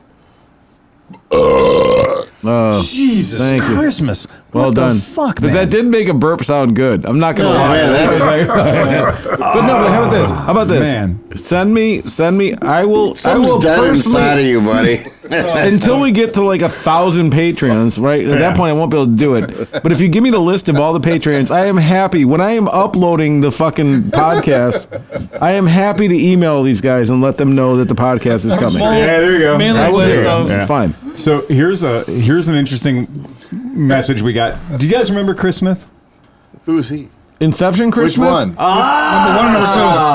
Well, we Okay. have Chris Smith that's in the center, the geological center of the United States right now. So Chris Smith and Pete Hempfling decided to go fuck off to literally Montana. Which that's why I have the week off You because mean we were Montana? Montana. we were supposed to go and leave on Wednesday, but then they decided to leave on Sunday, and I couldn't go. So that's yeah. This is all true.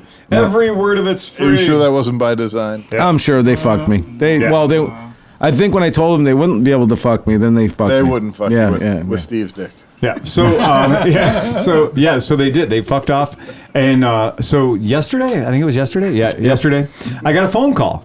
So I got this phone call from Chris Smith. The original OG Chris Smith. Our Chris Smith. Right. So I get a phone call from our Chris Smith, and he's like, "Hey, we were just riding, and he's riding a Moto Guzzi California 1400 he bought for way too little money." Which I wired. He brought it over, and I wired the whole fucking GPS system in for you him did? and all this stuff. Yeah. Okay. Yeah. All right. Well, so it blew up. No, it didn't blow up. No, of course No, not. no, I Did you fucking wire a did. urinal in for him, too? No, but it was just weird. Hey, Steve. Hey, Steve. Steve. Off. How often does Chris Smith stop for potty breaks? Oh no. Realistically, like legit, how frequently does when you rode a long way with him, you rode a long distance with him. What would you say his distance or time is between times to go pee-pee? Maybe 45 minutes. Wow. Wow. I don't know, maybe an hour. Yeah. Hour, 45 minutes. I mean, I don't care. I'll go 300 miles. Oh, yeah. I don't need a diaper. I'm going, man. I'm going forever. Yeah. I'll go all day. I don't really give a I'll shit. drive back from Baltimore and not piss. I mean, it's 7 hours, right? But yeah, if you're going to the bathroom every 45 minutes to an hour, he's got his brother's a doctor, man. He peed on yeah. the lock. Like they have a museum for Lake Erie, the Lake Erie locks. Yeah. He walks up to the lock and pisses right on the fucking lock. Now, this isn't a lock. This isn't the kind of lock that you lock a gate with. This is the kind of lock that holds a river back and makes the water higher and lower. It's on the Erie Canal. Right. It was a historic Erie Canal lock made out of stone. And we're walking up there, and I turn around, and he's like, and he's pissing off the lock. I'm like, It's a gate that closes and raises the water level so your boat can get up over a dam. That's it. and then the old lady there who was staring at him. No, because it's a museum, so they have like you can walk along. Oh, she wasn't. And they have like a little thing. This is where she give him a little the tavern used to be for the lock, and then it was a little museum, and it was how do you do? Would you say she was the lock keeper? Yeah. Was he the key master? Yeah. But the Zool, the cock keeper. But also, if you're talking about Smith being somewhere, you got to say that when he's here at the podcast, he's kind of low key. Yeah. Right. When you go on a ride, you go to a bar. Yeah. He turns into Captain Personality Yes, he and does. like fucking walks in. And he's like, "Hey, baby, how you doing?" Right. And all this stuff. He's amazing. The guy is on point anytime we're in an establishment. Oh, yeah. It's we went to fantastic. Michigan to buy beer. We left at 5 a.m. and got there at 9 a.m. Again, welcome to Cleveland Moto Podcast. We went to Michigan to buy beer. Because they have updated IPA that nobody else had. So we had to go there and get that, right? And so we called, and the girl's like, "It's 9:01, and yes, we are open." And so we went there, and like they're hungover. They hate life. It's Saturday morning at 9 a.m. Yeah. Within 10 minutes, these girls were giving us our phone numbers. They were telling us to come back. They'll slide beer out the back open door. the store yeah, for you. Anytime you come in, man. Damn. He's the man. He's really the man. He's fucking charming when he wants to be, man. Yes, he is. So they called yesterday, and he says, my Moto Guzzi just got real loud. Oh, no. And I said, yeah. And he goes, yeah, my Moto Guzzi just got real loud. And I was like, well, okay. There's only a few options. Right, yeah. And Does airbox come off or something? No, it's so on the Moto Guzzi California. So Moto Guzzis, the first thing so if you have a Moto Guzzi V7 and you're watching this and you're listening to this, so the Moto Guzzi V7s, the exhaust collars that hold the exhaust pipes, the headers, if you will, into the top of the cylinders, right, into the heads, have two bolts on them. And these bolts are actually kind of interesting bolts. They take Allen head keys. John, we need your salt gun. Right, yeah. Oh, we got there's this one fly in here that's the size of... No. Like a you have a buddy, dude. Something on your head. On your hat, right here in the middle of your fucking head. Oh, it's a Joe Biden moment. Yeah, I know. Is it gone? Or no, it's a not. Donald Trump moment. It's a bug on your head. He's pissed off now. Where is he, dude? What? Wait, no, that was Donald Trump that had... Or no, Pence. It's a Mike Pence moment. It's a politician moment. Let's just say that. Yeah, there you let's go. go there. All right, now you're good. So did Chris try to turn it off and on again, though? So anyway, you try to turn it off again. So I explained all the stuff about like the header locks and bolts and shit like that. And so I'm like, I don't think that's it. So I will tell you guys, free tech tip, Cleveland Moto Podcast, the Moto Guzzi California 1400s. As the mufflers go back, as the headers go back, they have a crossover. Mm-hmm. So there's a crossover under the motorcycle. It's kind of right where your shifters are. It's kind of right where your master cylinder is for the rear brake. The pipe has a crossover, and then just after the crossover, a crossover is just a tube that's welded between two other tubes. It looks like the letter H. In fact, they call it the H pipe. What does that do? It helps balance your exhaust back pressure. Yes, it does. Absolutely. And that's exactly what it does. And so the Moto Guzzi H pipe, if it will, just like on Volkswagen cars, there's an expansion, there's a flex joint. So there's a flex joint in there, and that flex joint, have you ever heard somebody say, hey, go into the motor pool and get me a muffler bushing? Well, guess what? Turns out it exists. And it's a real thing. It's a legit real thing. Now, is that graphite like on a Vespa? No, it's not. So on these Moto Guzzis, there's a flex joint, and the flex joint is there so that the exhaust. This motor's a big fucking 1400cc motor, and it tends to walk around a little bit in the frame. That's very common, especially on cars. A lot of them have a flex pipe. Modern cars have flex pipes. It's not a big deal. It used to be a joke. Go get me a flex. Get me a muffler Flexor valve. Right, exactly. Go get me a Flexor reel. Right. So, but the point was, on the Moto Guzzi, there's these little flex joints are there to keep the motor and the exhaust, right, flexing and doing their thing. No big deal. Well, the problem is the Moto Guzzi motor is kind of a honking motor. And when you have a pretty kind of restrictive exhaust, they transmit a lot of vibration back there. And that vibration ends up cracking these pipes. So there's a company called Guzzi Tech, and these guys at Guzzi Tech have figured out a way to make all the vibrations. So they added more flex joint to it. They were like, oh, you got one flex joint on each header? That's great. We're going to put one more. Yeah. So now we're flexing in front of the H pipe and we're flexing after it. But you know what? More is better. Bike doesn't have that. Oh. So Chris's bike is the way that's come from the factory. Now, here's the weird thing. We've sold a lot of these fucking Cali 1400s, and we've never had one crack the H pipe. Just haven't had it happen. It's not been a thing we've had to worry about. Well, that's because Chris rides so hard. Well, exactly. So now this is the new thing. So check it out. These guys fixed the problem. So these guys fixed the problem by creating a H pipe that actually has two more flexies in it. Oh, yeah. Right? Yeah. But if you don't have this, right up here at the weld, that makes it an H, right? It'll break. It'll crack. Okay. And so that's what Chris had happen. So he had it crack right there. So fortunately, I'd looked at some stuff on the internet, and I basically said, I'm going to save Chris. I looked at the map, and I said, okay, you're in the town of whatever the fuck you're in, North Dakota. The next town you're going to come to has got this auto parts store, it's got this motorcycle store, it's got this motorcycle store, whatever. And none of them were going to work on a Moto Guzzi California 1400 if they didn't have to, right? And then, but then I was like, oh yeah, but other people have had this happen too, and they're on the internet too, and people love to tell the internet when something happens to them. Right? It's called bitching, and turns out anytime anything happens on the internet, somebody posts up a story about it. Oh, yeah. And it turns out I was able to find, with absolutely barely an inconvenience, I was able to find every example in the history of Moto Guzzi for people that have fixed this using muffler tape. Oh, yeah. That JB Weld muffler tape that actually melts and becomes an epoxy. Tiger tape or whatever. Tiger, they call it? Yeah, Tiger exhaust tape. And then fucking radiator clamps. Hey, Oscar, are you going to hog those Trump seeds or what? Hey! Yeah. So, but here's a tech tip. Yeah. Because on my old truck that was dying. Yeah. You think that you pulled off the adhesive, like the tape thing on the one side. The backing. But there's also on the other side. Yeah, it's and got if two you sides. don't get it on the other side, then you smell burning plastic for fucking 2 months. I think you might smell burning plastic for the whole time anyway, just because that's the way it works. No, but it won't work right if you don't pull it off on both sides. It won't become metal. Yeah, it won't. Once you It won't epoxify? Yeah, it has to vulcanize itself to itself and then wrap around the thing. So if you get the shit, pull both sides off before you put it on. Chris and Pete nailed it. They're true fucking heroes. They did it on the side of the road. There's so you mean Pete did it? Hey, nice. Yeah. The good thing is there is an actual photo that was posted of Chris working on it. What? So, yeah, I know. Wow. Right? Yeah. So there's an They're actual. lucky they weren't in Utah. Because that's illegal there. That's illegal.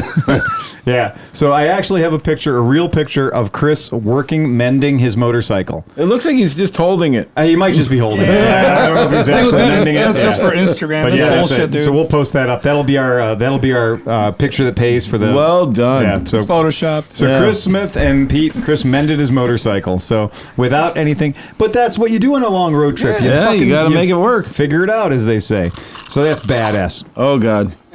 Hey, it's not me. It wasn't me. Wait, hold Dude, on. that was the crunchiest sound. If on you're the gonna planet. crunch, we have to all be quiet so we can get ASMR. Those are the cheesy poos, though. Oh my! Hold on. That's Hour terrible. 30. I'm gonna start stereo panning. Come on. Oh give me my some God! crunch. Yeah, Come yeah. on. You get some real. Here we go. I need those chips. They're better. Oh God, you guys are disgusting. Making love to the microphone over here. Yeah. Thank you so much again for these awesome mics that pick up all the crunches. All the that crunches. you guys are doing. Would anyone else like to know what Chris Smith, who's not? where's my bayonet? Sorry for anybody. Sorry for anybody in headphones right now. Oh my God, Johnny Mac. that's fucking painful. Jesus Christ. So Chris Smith, no relation, sends us a message and says, after watching Sleepy's Moto story, because you get a new Moto story, right? Detective. Well, no. Well, which one? Yeah. It's his tech tip about Yeah, literally tech the tip. best thing Well, he's yeah, ever tech done tip. to his motorcycle. Yeah. Detective. Which is paying somebody else to program it. Right. Right, exactly, yeah. That's a good tech tip. I know my skill level, and if you give me all those controls, the bike probably won't start after I fucking get on the I'm going to laptop. turn everything to 11 and see what happens, right? Yeah. Slide them all forward. Right. So Christmas is after watching Sleepy's Moto story, what about each podcaster member doing a What's in My Garage episode? I love it. That's a really good fucking idea. Awesome idea. That's a really good idea. So that's Fuck cool. yeah, buddy. Thank you so much. We'll shoot that at my garage, and you'll be like, I've never seen those motorcycles. Well, we got to shoot soon because I got 2 more of you and your scooter buddies left, and we need more. We got to stuff. load them up. Yep. We load them up. So maybe we'll just take the smaller camera around. Let's do it. And we'll just bat, because he's got some shit. Believe me, Oscar's got some shit in his garage people never seen. Let's do it. Yeah, that's it. All right, so Chris Smith, we're lining this shit up. We're scheduling it. It's happening. Yeah, Great that's idea. a really, dude. really good idea. Yep. I really like that. That's a fucking great thing. So this is one of our other podcast Patreon listeners. Patreon listener Jake Johnson says, "Hey, gang, I'm curious what the opinion is between a Vespa GTS 300 versus the Piaggio BV 350 for highway riding. I love Vespas, but I think it's time to run the numbers for something that can cruise at 70 more so than my 09 GTS 250. Cheers, Jake Johnson from Tennessee." He's right. Okay. And I am a fucking, you guys know, cut me, I bleed fucking Vespa GTS. I love my GTS. Love my GTS. I love everything about it. My GTS has 12-inch wheels. And everything that my GTS does really, really good on 12-inch wheels. Could be better. The BV does better on its 16-inch wheel out front and 14 in the back. Why isn't it called the BW? Big wheel? Yeah. So here's the deal. In the rest of the planet, that beautiful BV motor scooter is called a Beverly. Yep. Beverly on the rest of the planet. But in America, where we are concerned about our gender issues and we have questions regarding manhood, if you're riding a bike with a woman's name, we will call this bike the BV 350 and then everybody is happy. Numbers and letters, baby. Numbers and letters. Yep. When in doubt, numbers and letters. Because, God forbid, I would be riding a bike called Beverly. I took a 737 to get my new BMW X5. Exactly. I'd ride Beverly. Again. I'd ride a real hard. And it is the same thing. It's like why the Boo Boo needed to be renamed the Buddy. Right. You know, it's just one of those things. Oh, the boo-boo. Hey, boo-boo. Hey, Boo Boo. That's it. That was the original name. Still is. Yeah. Wait, what was the one? You posted something about the new scooter that's called the Dong.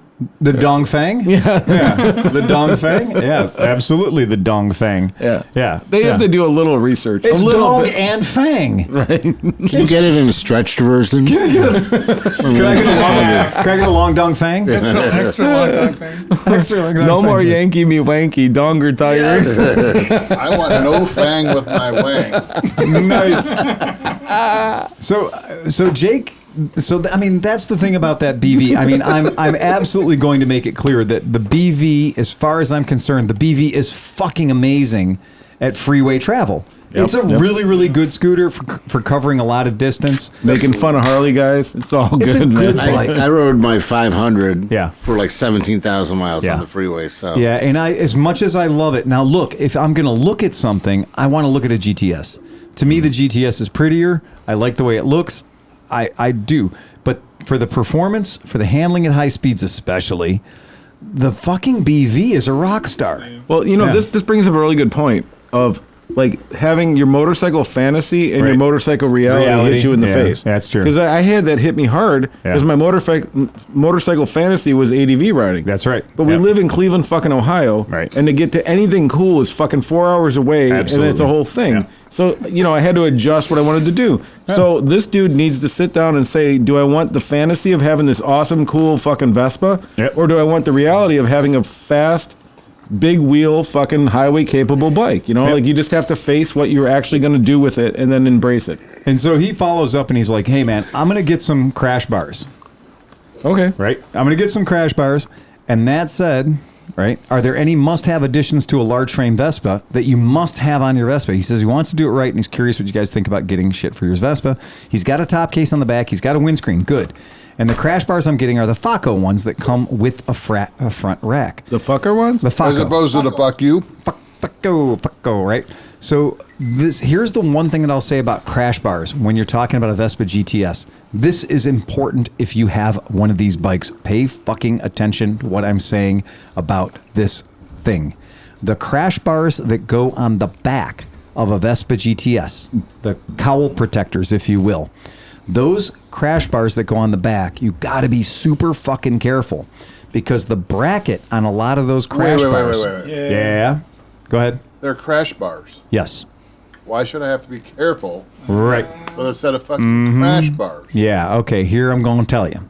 So, the crash bars, the way they mount, in order for them to hook onto the back of a Vespa GTS scooter, the Vespas have a plastic. Now, the whole frame of a Vespa is steel. It's metal, right? But there is a plastic skirt. So, there's a plastic skirt around the very bottom of the frame. And these crash bars protect that plastic skirt and a little bit of the bodywork. And I pulled up a picture here so you can understand and see what they do, see where they go. That has like one screw with a tenement clip holding that plastic thing on. So because the Faco crash bars that they sell, and here's the reason people buy the Faco ones. People buy the Faco ones because they're a shit ton cheaper than the actual Vespa branded ones. Than the fuck you ones. Right. So the Faco brand, FACO, are very fucking inexpensive compared to the proper branded Vespa ones. But there is a fail associated with it, and it can be a catastrophic fail, especially if you ask our friend Robbie Love. So, yeah. So what happens with these... Who has the loudest Vespa? He does have the loudest Vespa ever. What happens with these is where the front part of the bracket hooks into the bike, it has a tendency to cut your fucking coolant hose 1 inch from where it goes out of the water pump. Oh, that's not good. Okay? So the water pump on a Vespa is located in that exact spot. Okay? If you mount these up and you've got a passenger on the back of the bike, you're putting more stress on the suspension and the back tire, or if you just hit a bunch of fucking bumps. What happens is the bracket that holds that Faco crash bar in place is an interference fit with that fucking hose. And guess what happens when you cut or break that hose? So every time you... Okay, so it's also important to remember that the engine and everything is part of the swing arm. Mm-hmm. So the crash bar is mounted to the body. To the body. Right? So every time you bounce and hit a bump, what's that going to do? It's going to be a razor blade knife edge against the rubber hose right by the clamp that goes into the water pump. And this has happened on many of our customers' scooters. So if you have a Vespa GTS, unfortunately, you're going to have to spend the big money and get the Vespa branded rear cowl protectors. The Vespa branded rear cowl protectors do actually work, and they won't cut by the coolant. What about a modification? What I would say is, if you're using the ones that have that, I think it's literally just your headphone cord is hitting your microphone cord at that union, and that's causing a tapping sound. That's all that is. Yep. Yeah, I think you've identified it. So that's the... it sounds like rain on a metal roof occasionally. God, we've come so far. Anyway, 2 years ago, we wouldn't given shit about that sound. There was like just crashing shit down on everything. It was possible. Yeah, right. Yeah. That's... I love you guys. You guys have come so far in audio fucking awareness. I know. It's like... So civilized now. Yeah, and it is like... In all fairness, just like nails on a chalkboard. I want to be outside. I was just going to say, I think Steve thinks we've gone... Too far, right? Too far. Well, we can go outside. We can I work. want to be able to smoke a cigar during the podcast. You say that. Yeah, You that's say true. that. We can do it. We can do it. We can do it. You say that. I'm going to... We can do it. You say that. We need to wrestle. I'd love to. Oh, shit. Fucking love to wrestle. So... I'm half bionic though, so you have to be cool. You guys are the least qualified, capable of wrestling people that I don't know. He could probably But it murder will be somebody. really entertaining. Here's a zoomed in picture of what fucks you. Okay, I will smother your ass. That's the water pump housing. So that's the water pump housing, and then that's the bracket. Okay, so you can see that the bracket that the crash bar mounts to is literally within millimeters of that really super duper important water hose. Guess what happens when all the coolant comes out of your Vespa? Well, you're already looking at the water pump housing, so that's also a little bit of an. It's like a lean. It acts like a lean two-stroke. It does. Vespa. It acts like a super It fast goes lean really two-stroke. fast. It gets real hot real quick until it stops being a Vespa anymore and starts being a really big paperweight. Right. So that is something to be aware of. And on the Faco crash bars, you got to be fucking careful about it. Please tell me. Right. And by the way, there's nothing in the world that has the word Vespa in it now that doesn't have a robot video. Right. So, and we know, just to clarify, in case anybody gets the wrong fucking idea, we love robot. And if anybody says a word against robot, I will kill you. Because robot is one of the coolest people on planet Earth. But I get probably 7 people a week that says, yeah, I just watched that video by that guy Radar. And I'm like, not Radar. We got one of our customers that insists on calling him Radar. He's a little less cross-dressing than Radar was. No, that was it Klingon or what was it? Klinger. I'm sorry. But yeah, major shout out to our friend Robot, because those videos, what Robot has done with Scooter West, the videos are amazing. And if you need to work on a Vespa, he's the first place to go. Yeah. But they're the only place that you can actually become certified as a YouTube mechanic. Really? Yeah, they'll send you a badge. I got one up on the wall there. Certified YouTube mechanic. Yeah, they're printing them up. Certified YouTube mechanic. You watch 27 YouTube videos and you can be a robot certified YouTube mechanic. But please tell me that Robbie Love's bike didn't blow up. So, yes, it did. So, Robbie had the crash bars on and it cooked. It cooked and melted down, 100% melted down. That fucking sucks. And then, to make matters worse, after we rebuilt the motor, guess who put crash bars back on his bike again? Oh, no. Yeah. The same ones? Well, and I don't know if any of you guys know Robbie, but Robbie very rarely does not have a girl on the back of his scooter. Right. Yeah, so guess what? He's a sexy man. Dude is a sexy motherfucker. That is a sexy motherfucker right there. But anyway, that's a real thing. If Oscar is the romantic Hispanic, what's Robbie Love? what is Robbie Love? Incognito. Yeah. Yep, that's the best Halloween costume ever.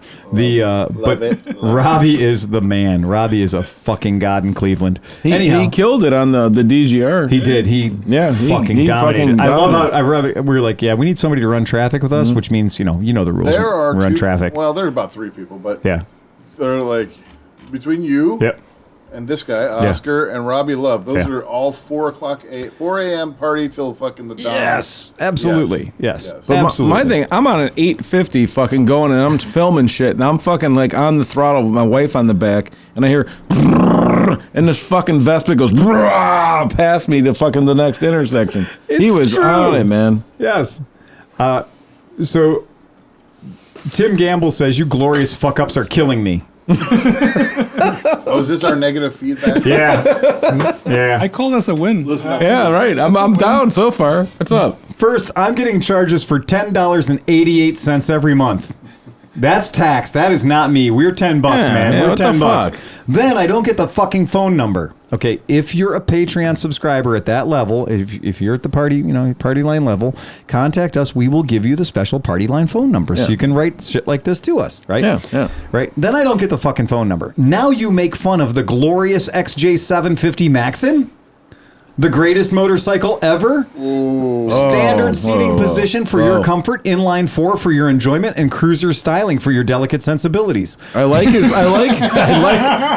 verbiage though. His verbiage is on point, man. It is. He says all this titled and running for $700. I'd say call now, but I guess you're too fancy for us regular folk. Oh no. Yeah. Oh, we got to make this guy. We got to love this guy back. Wait. Did he put his fucking number there for us to call him right now? I did make sure that I double triple sent him the hotline number. See, it's the fucking sound engineer making all the fucking noise. Again. Yeah, right? Yeah, exactly. Out of fucking nowhere. What's this guy's first name? Give me a second. I'll pull it back up. Tim. Call Tim. Call Tim. Campbell. He didn't give me his fucking number. Are you kidding me? Oh, no. He's smarter than we thought. No. I told him, I was like, yeah, I just got a 92 Nighthawk, because I did. I got a 92 Nighthawk, and we're $60 worth of carb kits into the 92 Nighthawk, and it's running like a fucking champ. Nice. But it's got headlight issues. So Is the Maxim the one with the really ugly gas tank. Yes, the Maxim is the one that we said might have the award for being the most like guilty of fucking up motorcycles. Yeah. Right. And then he comes Next out to the straight up. Versus 650. Straight up. Nah, you fucker. Now you're just picking a fight. Yeah. Did we read this? I've rode John's bike, and it's a very nice bike. So I'm just saying. You're just a kiss ass.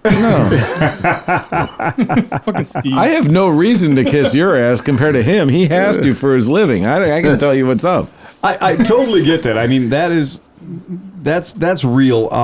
To follow up, Michael Woods did ask us a question if we were having a bad effect on Nick because he was around too many old men for a millennial. Oh, I definitely think so. And yes, I would say that based on his moving to North Carolina was the best thing he could have done. It actually is. He's got motherfucker has a chance. We love you, Nick. We love you 100%. But get away from us. We miss him. Fly, young man, go off to the research triangle.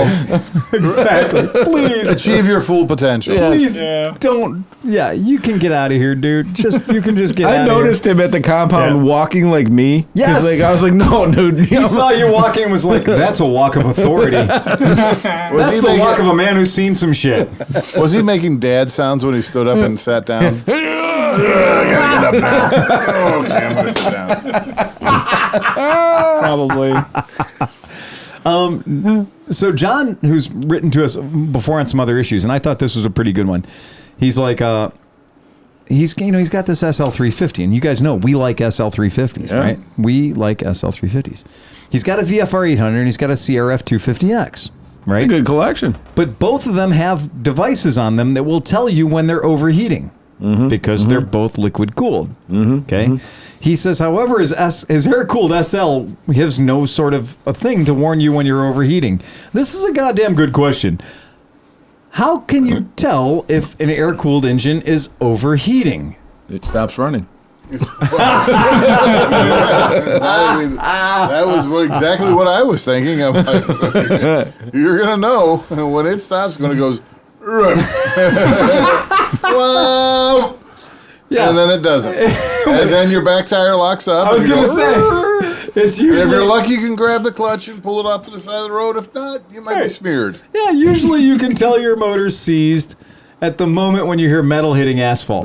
Right? No, that's not entirely true. I'd say that you detonate. I mean, if you're riding, you tend to detonate more if the engine's way overheating. So how would you describe the sound of pre-detonation in a motor that's overheating? It's like a metallic ping, but it doesn't do it all the time. It's like an intermittent ping. What's a preventative thing? You can check your spark plug. Okay, sorry. We're not there. Okay, we're not there. We'll get there. I'll shut up. We're You not can there put yet. a dipstick thermometer in it if you really are Excuse me. scared Whoa. Is your name the fucking Honda Whisperer? Oscar. Okay, Oscar. How can you tell when a two-stroke is overheating? Like one of your air-cooled Vespas. What noise does it make? Because it has a very distinctive noise. Oh. I have Vespas never overheat. because they're but I say it sounds like pennies on the floorboards. Oh. So it sounds like if you're riding the bike and you're like, shit, did I drop a coin out of my pocket onto the floorboards? Because it'll just go tink. Tink is a better. Oh, you're right. Yeah. And it sounds literally like a coin has fallen out of your pocket and is on the floorboards rattling around. Tink, tink. And it's so fucking random that you're like, what the shit? I'm looking down, like, I can't see anything down there. And then all of a sudden,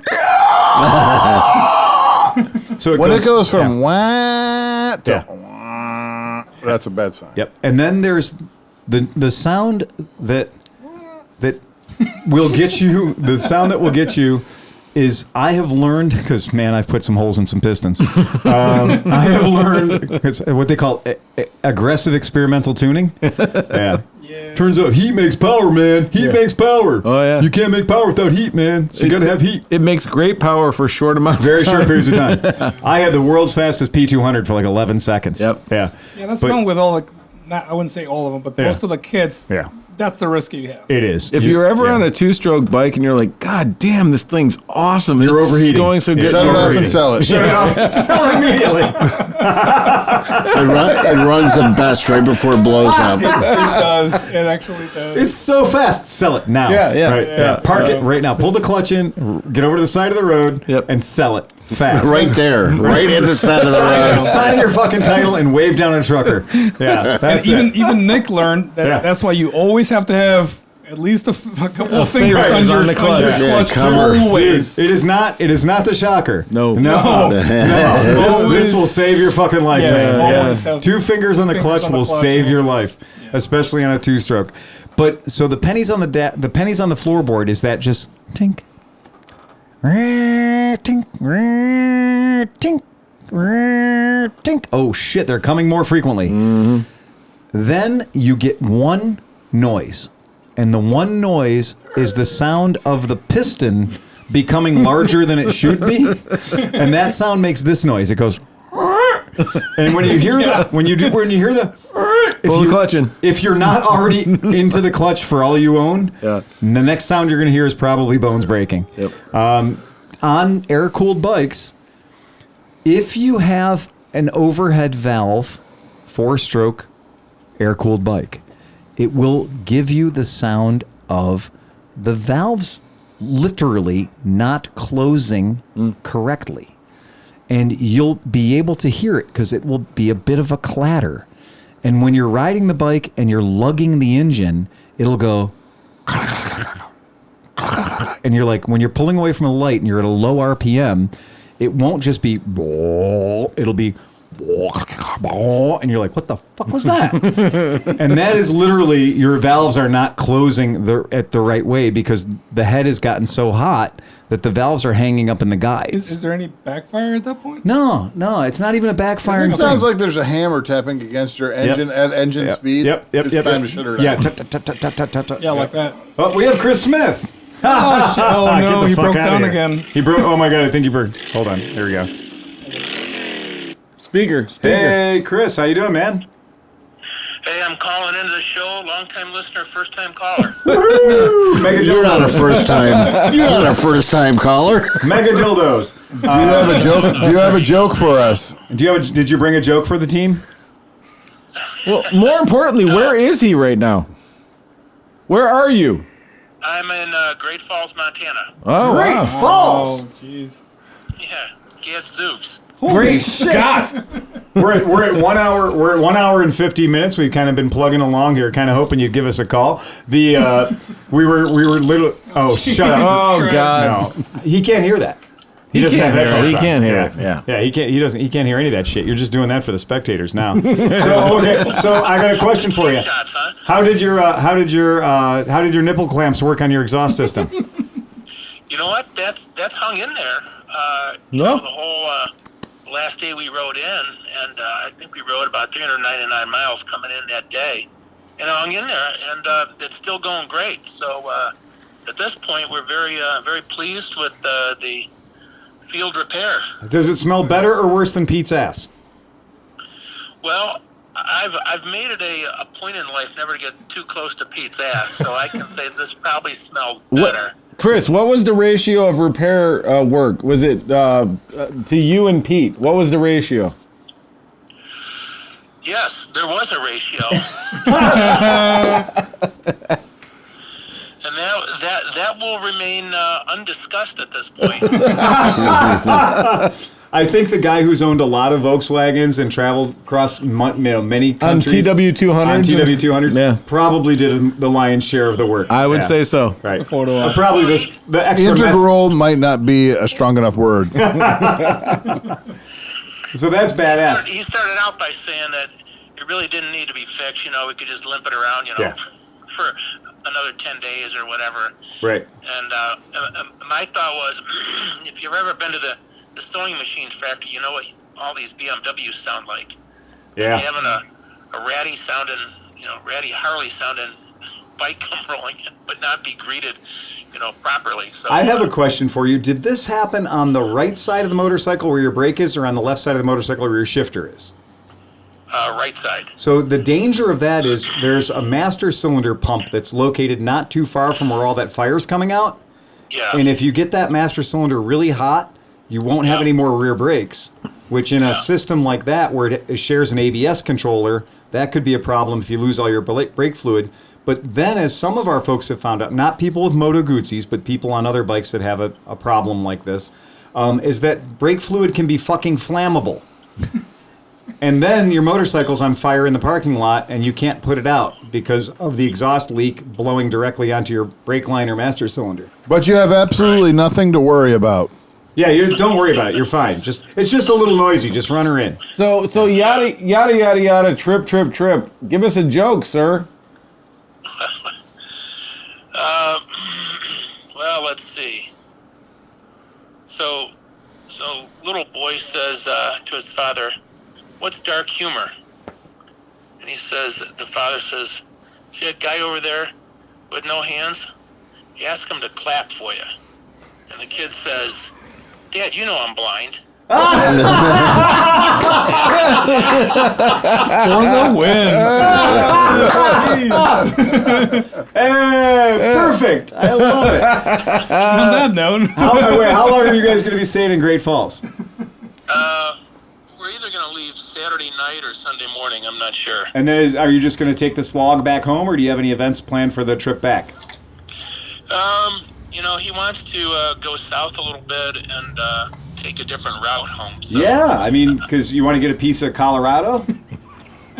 Yeah, I'm going with Pete. He's the pack leader here. So Well, if Pete's in charge, he might lead you through Mexico. He likes Mexico. Are you thinking about trying to come in the back door of Colorado? Too bad you're not riding your Janus. Boy, that fit right in there, Johnny Mac.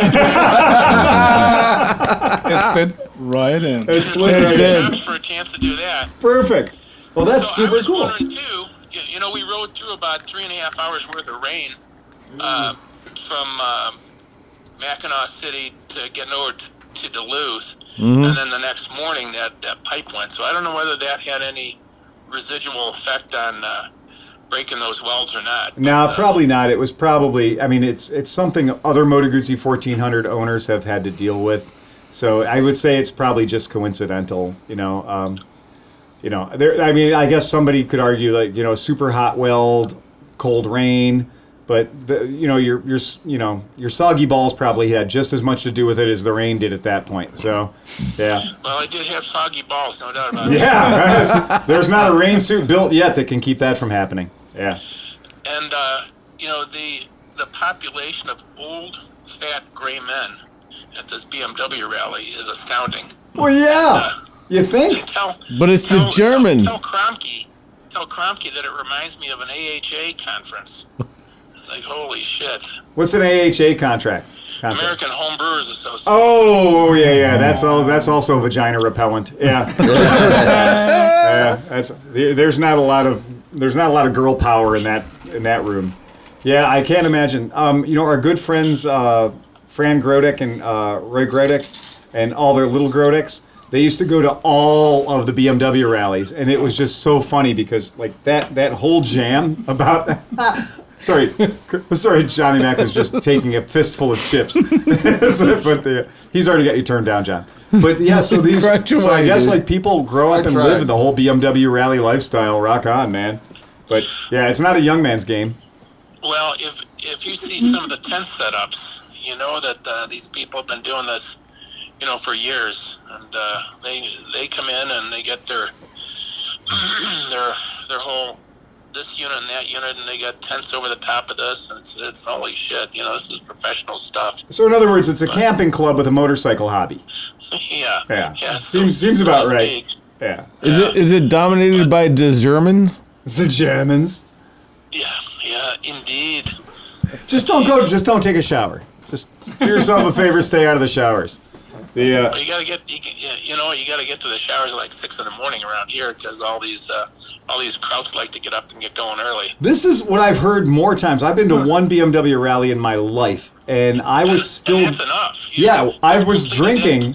I was drinking when dudes were up, going like, "Okay, we're leaving on the ride." And I was like, well, I haven't been to bed yet. What the fuck, man? And I mean, it is fucking ass crack of, like, the sun hadn't come up yet. And the guys were like, oh, well, we got to get up, get a shit shower and shave and everything else and get a full meal on before we roll out at 5:30. So Chris, have you been the ostracized fellow on the Moto Guzzi with all the BMWs around? No, because Chris's bike still has perky jugs. You know what? There's a fair number of different bikes. I've seen Harleys. I've seen Honda.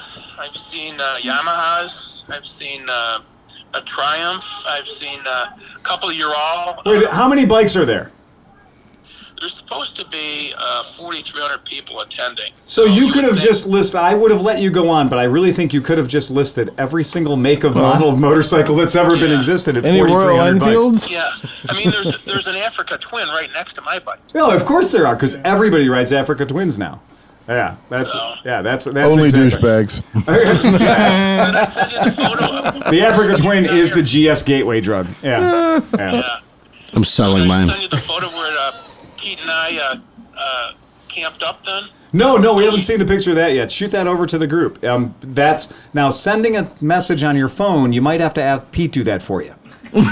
Yeah. The jitterbug doesn't have that. The jitterbug doesn't have the screen capture facility. No, that's it. But we rolled in on Wednesday afternoon, and the place was really starting to pack up, and Pete's got specific things that 2 days before the event.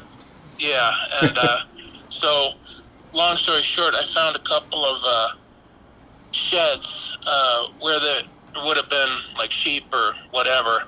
So we moved out these stalls. It's got a steel roof over the top of us. So you're staying in the manger. And are the sheep safe? In the last stall, there was 2 bales of cedar shavings. So we popped one open for Pete underneath his gear, and popped one open for me, and so we're shitting in high cotton. You are. I mean, you're literally on a cedar dog bed right now, right? Yeah. That's fantastic. It probably lays down the smell of feces from all the other animals that were in that shed before you. How does this BMW rally compare to MidOhio? You know what? They're two different worlds. I mean, right now are there people debating the best cheeses? And they got food trucks, and they've got a whole display area for vendors, and they're giving shit away. And how many Oompa bands? None so far. Were you lulled to sleep by the sound of the glockenspiel? Yeah, indeed. You'd think all that shit would just show up, man. You'd think that would be the way it would go. Well, you got a couple of dudes, walking around with their kilts on, so I'm not sure about that. Of course. But, yeah. And you got the Aerotech Lederhosen. Yeah. and then you got some. You got to appreciate the big BMW women. There's some pretty husky BMWs scooting around here. The BMWs. The BBMWs. Oh, we just lost our only female listener. That was it. That happened. That just happened. Yeah. That was it. Send her a Manscape, and then she'll come back. That's a clamscape. We're like children. We're just very fuzzy children. Oh That's man. Right. Oh, Chris. Well, man, have fun, and remember, man. When all else fails, ride fast and take chances, man. Chances. All right, guys. Love you guys. Have fun. See you, bye. We'll see you. Cheers. Oh, that's so great, man. That was good. That was good. So perfect timing, man. Yeah. Yeah, that was great. So fucking cool of him to give us a shout. So our listeners, don't fucking bother with BMW rallies. Just go to MidOhio. Exactly. It's a lot closer. I mean, yeah, for real. I guarantee you there's somebody there comparing brie cheeses right now. It's a BMW rally. Yeah. No, they're just back there sitting, like they're talking about like the difference between like Zeiss and like Nikon optics and shit.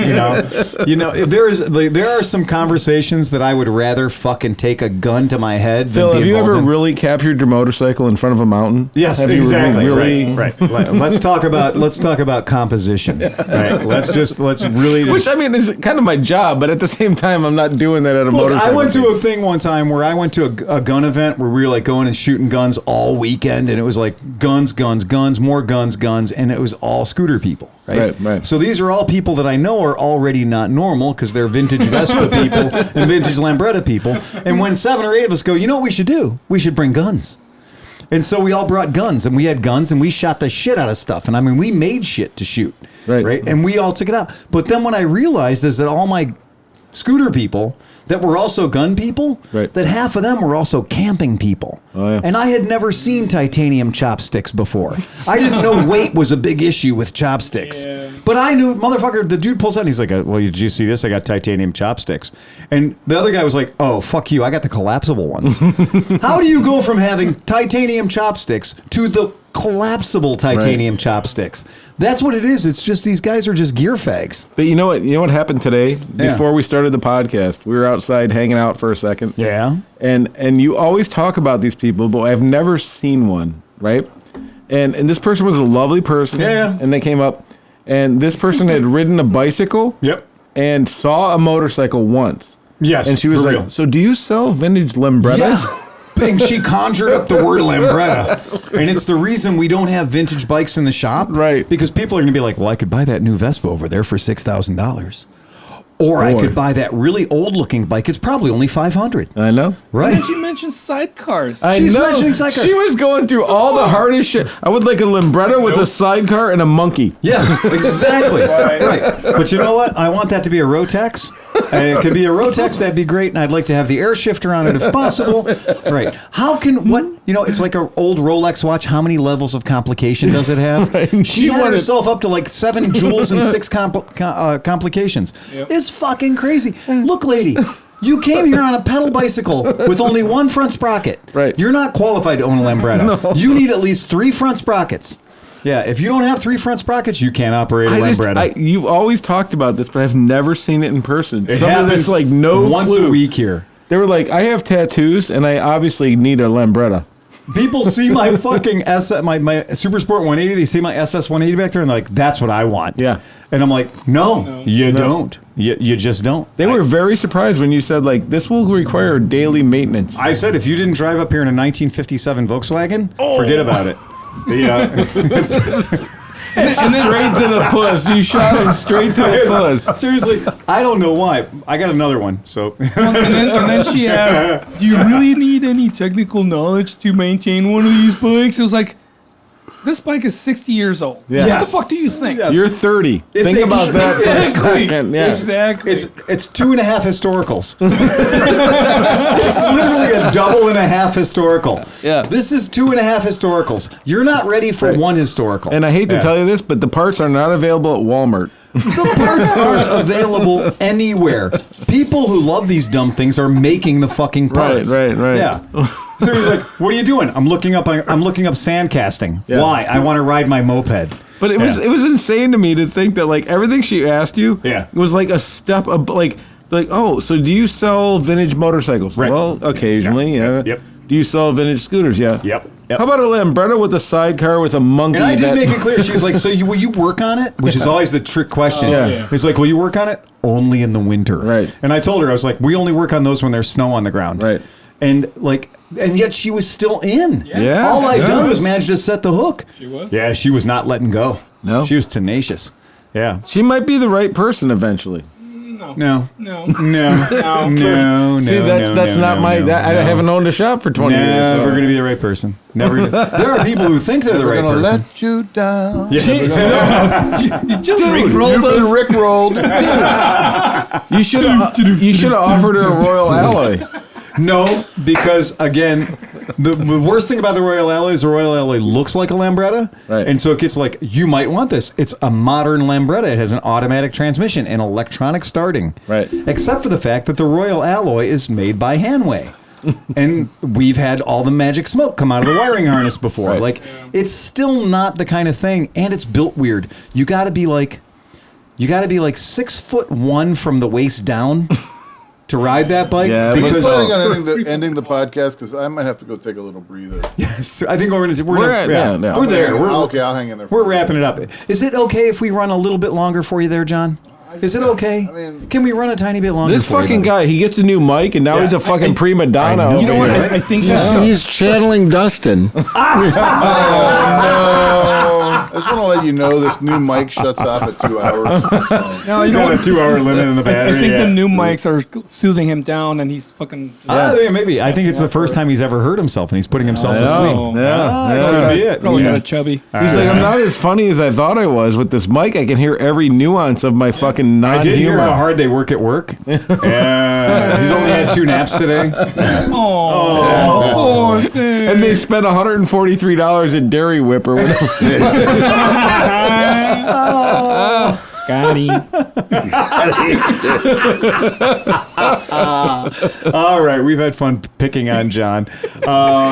Remember, folks, this is an opportunity for all of us to take a second to just slow down, take a deep breath, and ride fast and take chances. Ba, ba, ba, ba, ba, ba, ba, ba, ba.